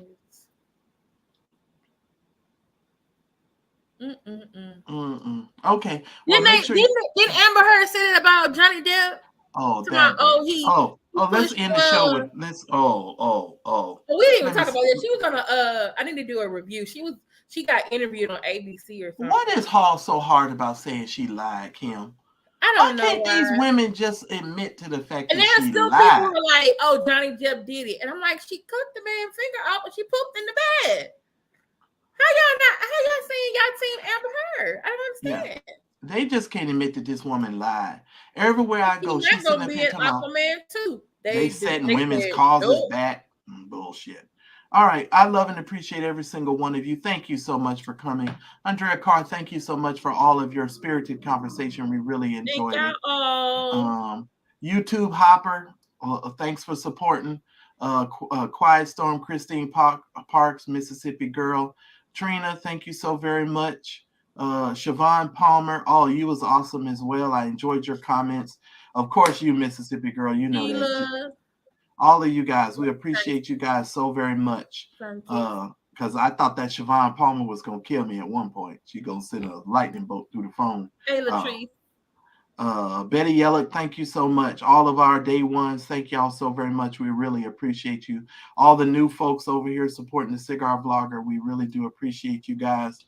And good night, everybody. Y'all have a wonderful night. I'm going to go see what else I can find to eat. Have a good Juneteenth weekend.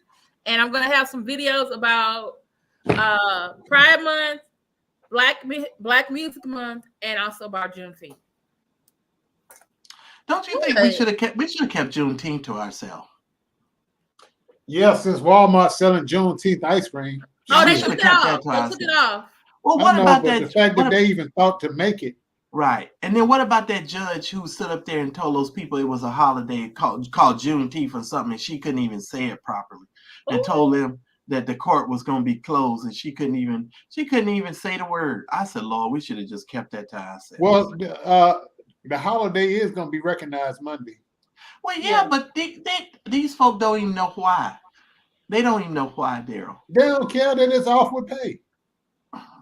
That's like, I'd be so glad when they put Harriet Tubman on the $2 bill, because that's what they're going to end up doing. So everybody be confused by that too. Harriet Tubman going to be on, I'm serious, she's going to be on the $2 bill. It's a $20 bill. No, it's going to be $2.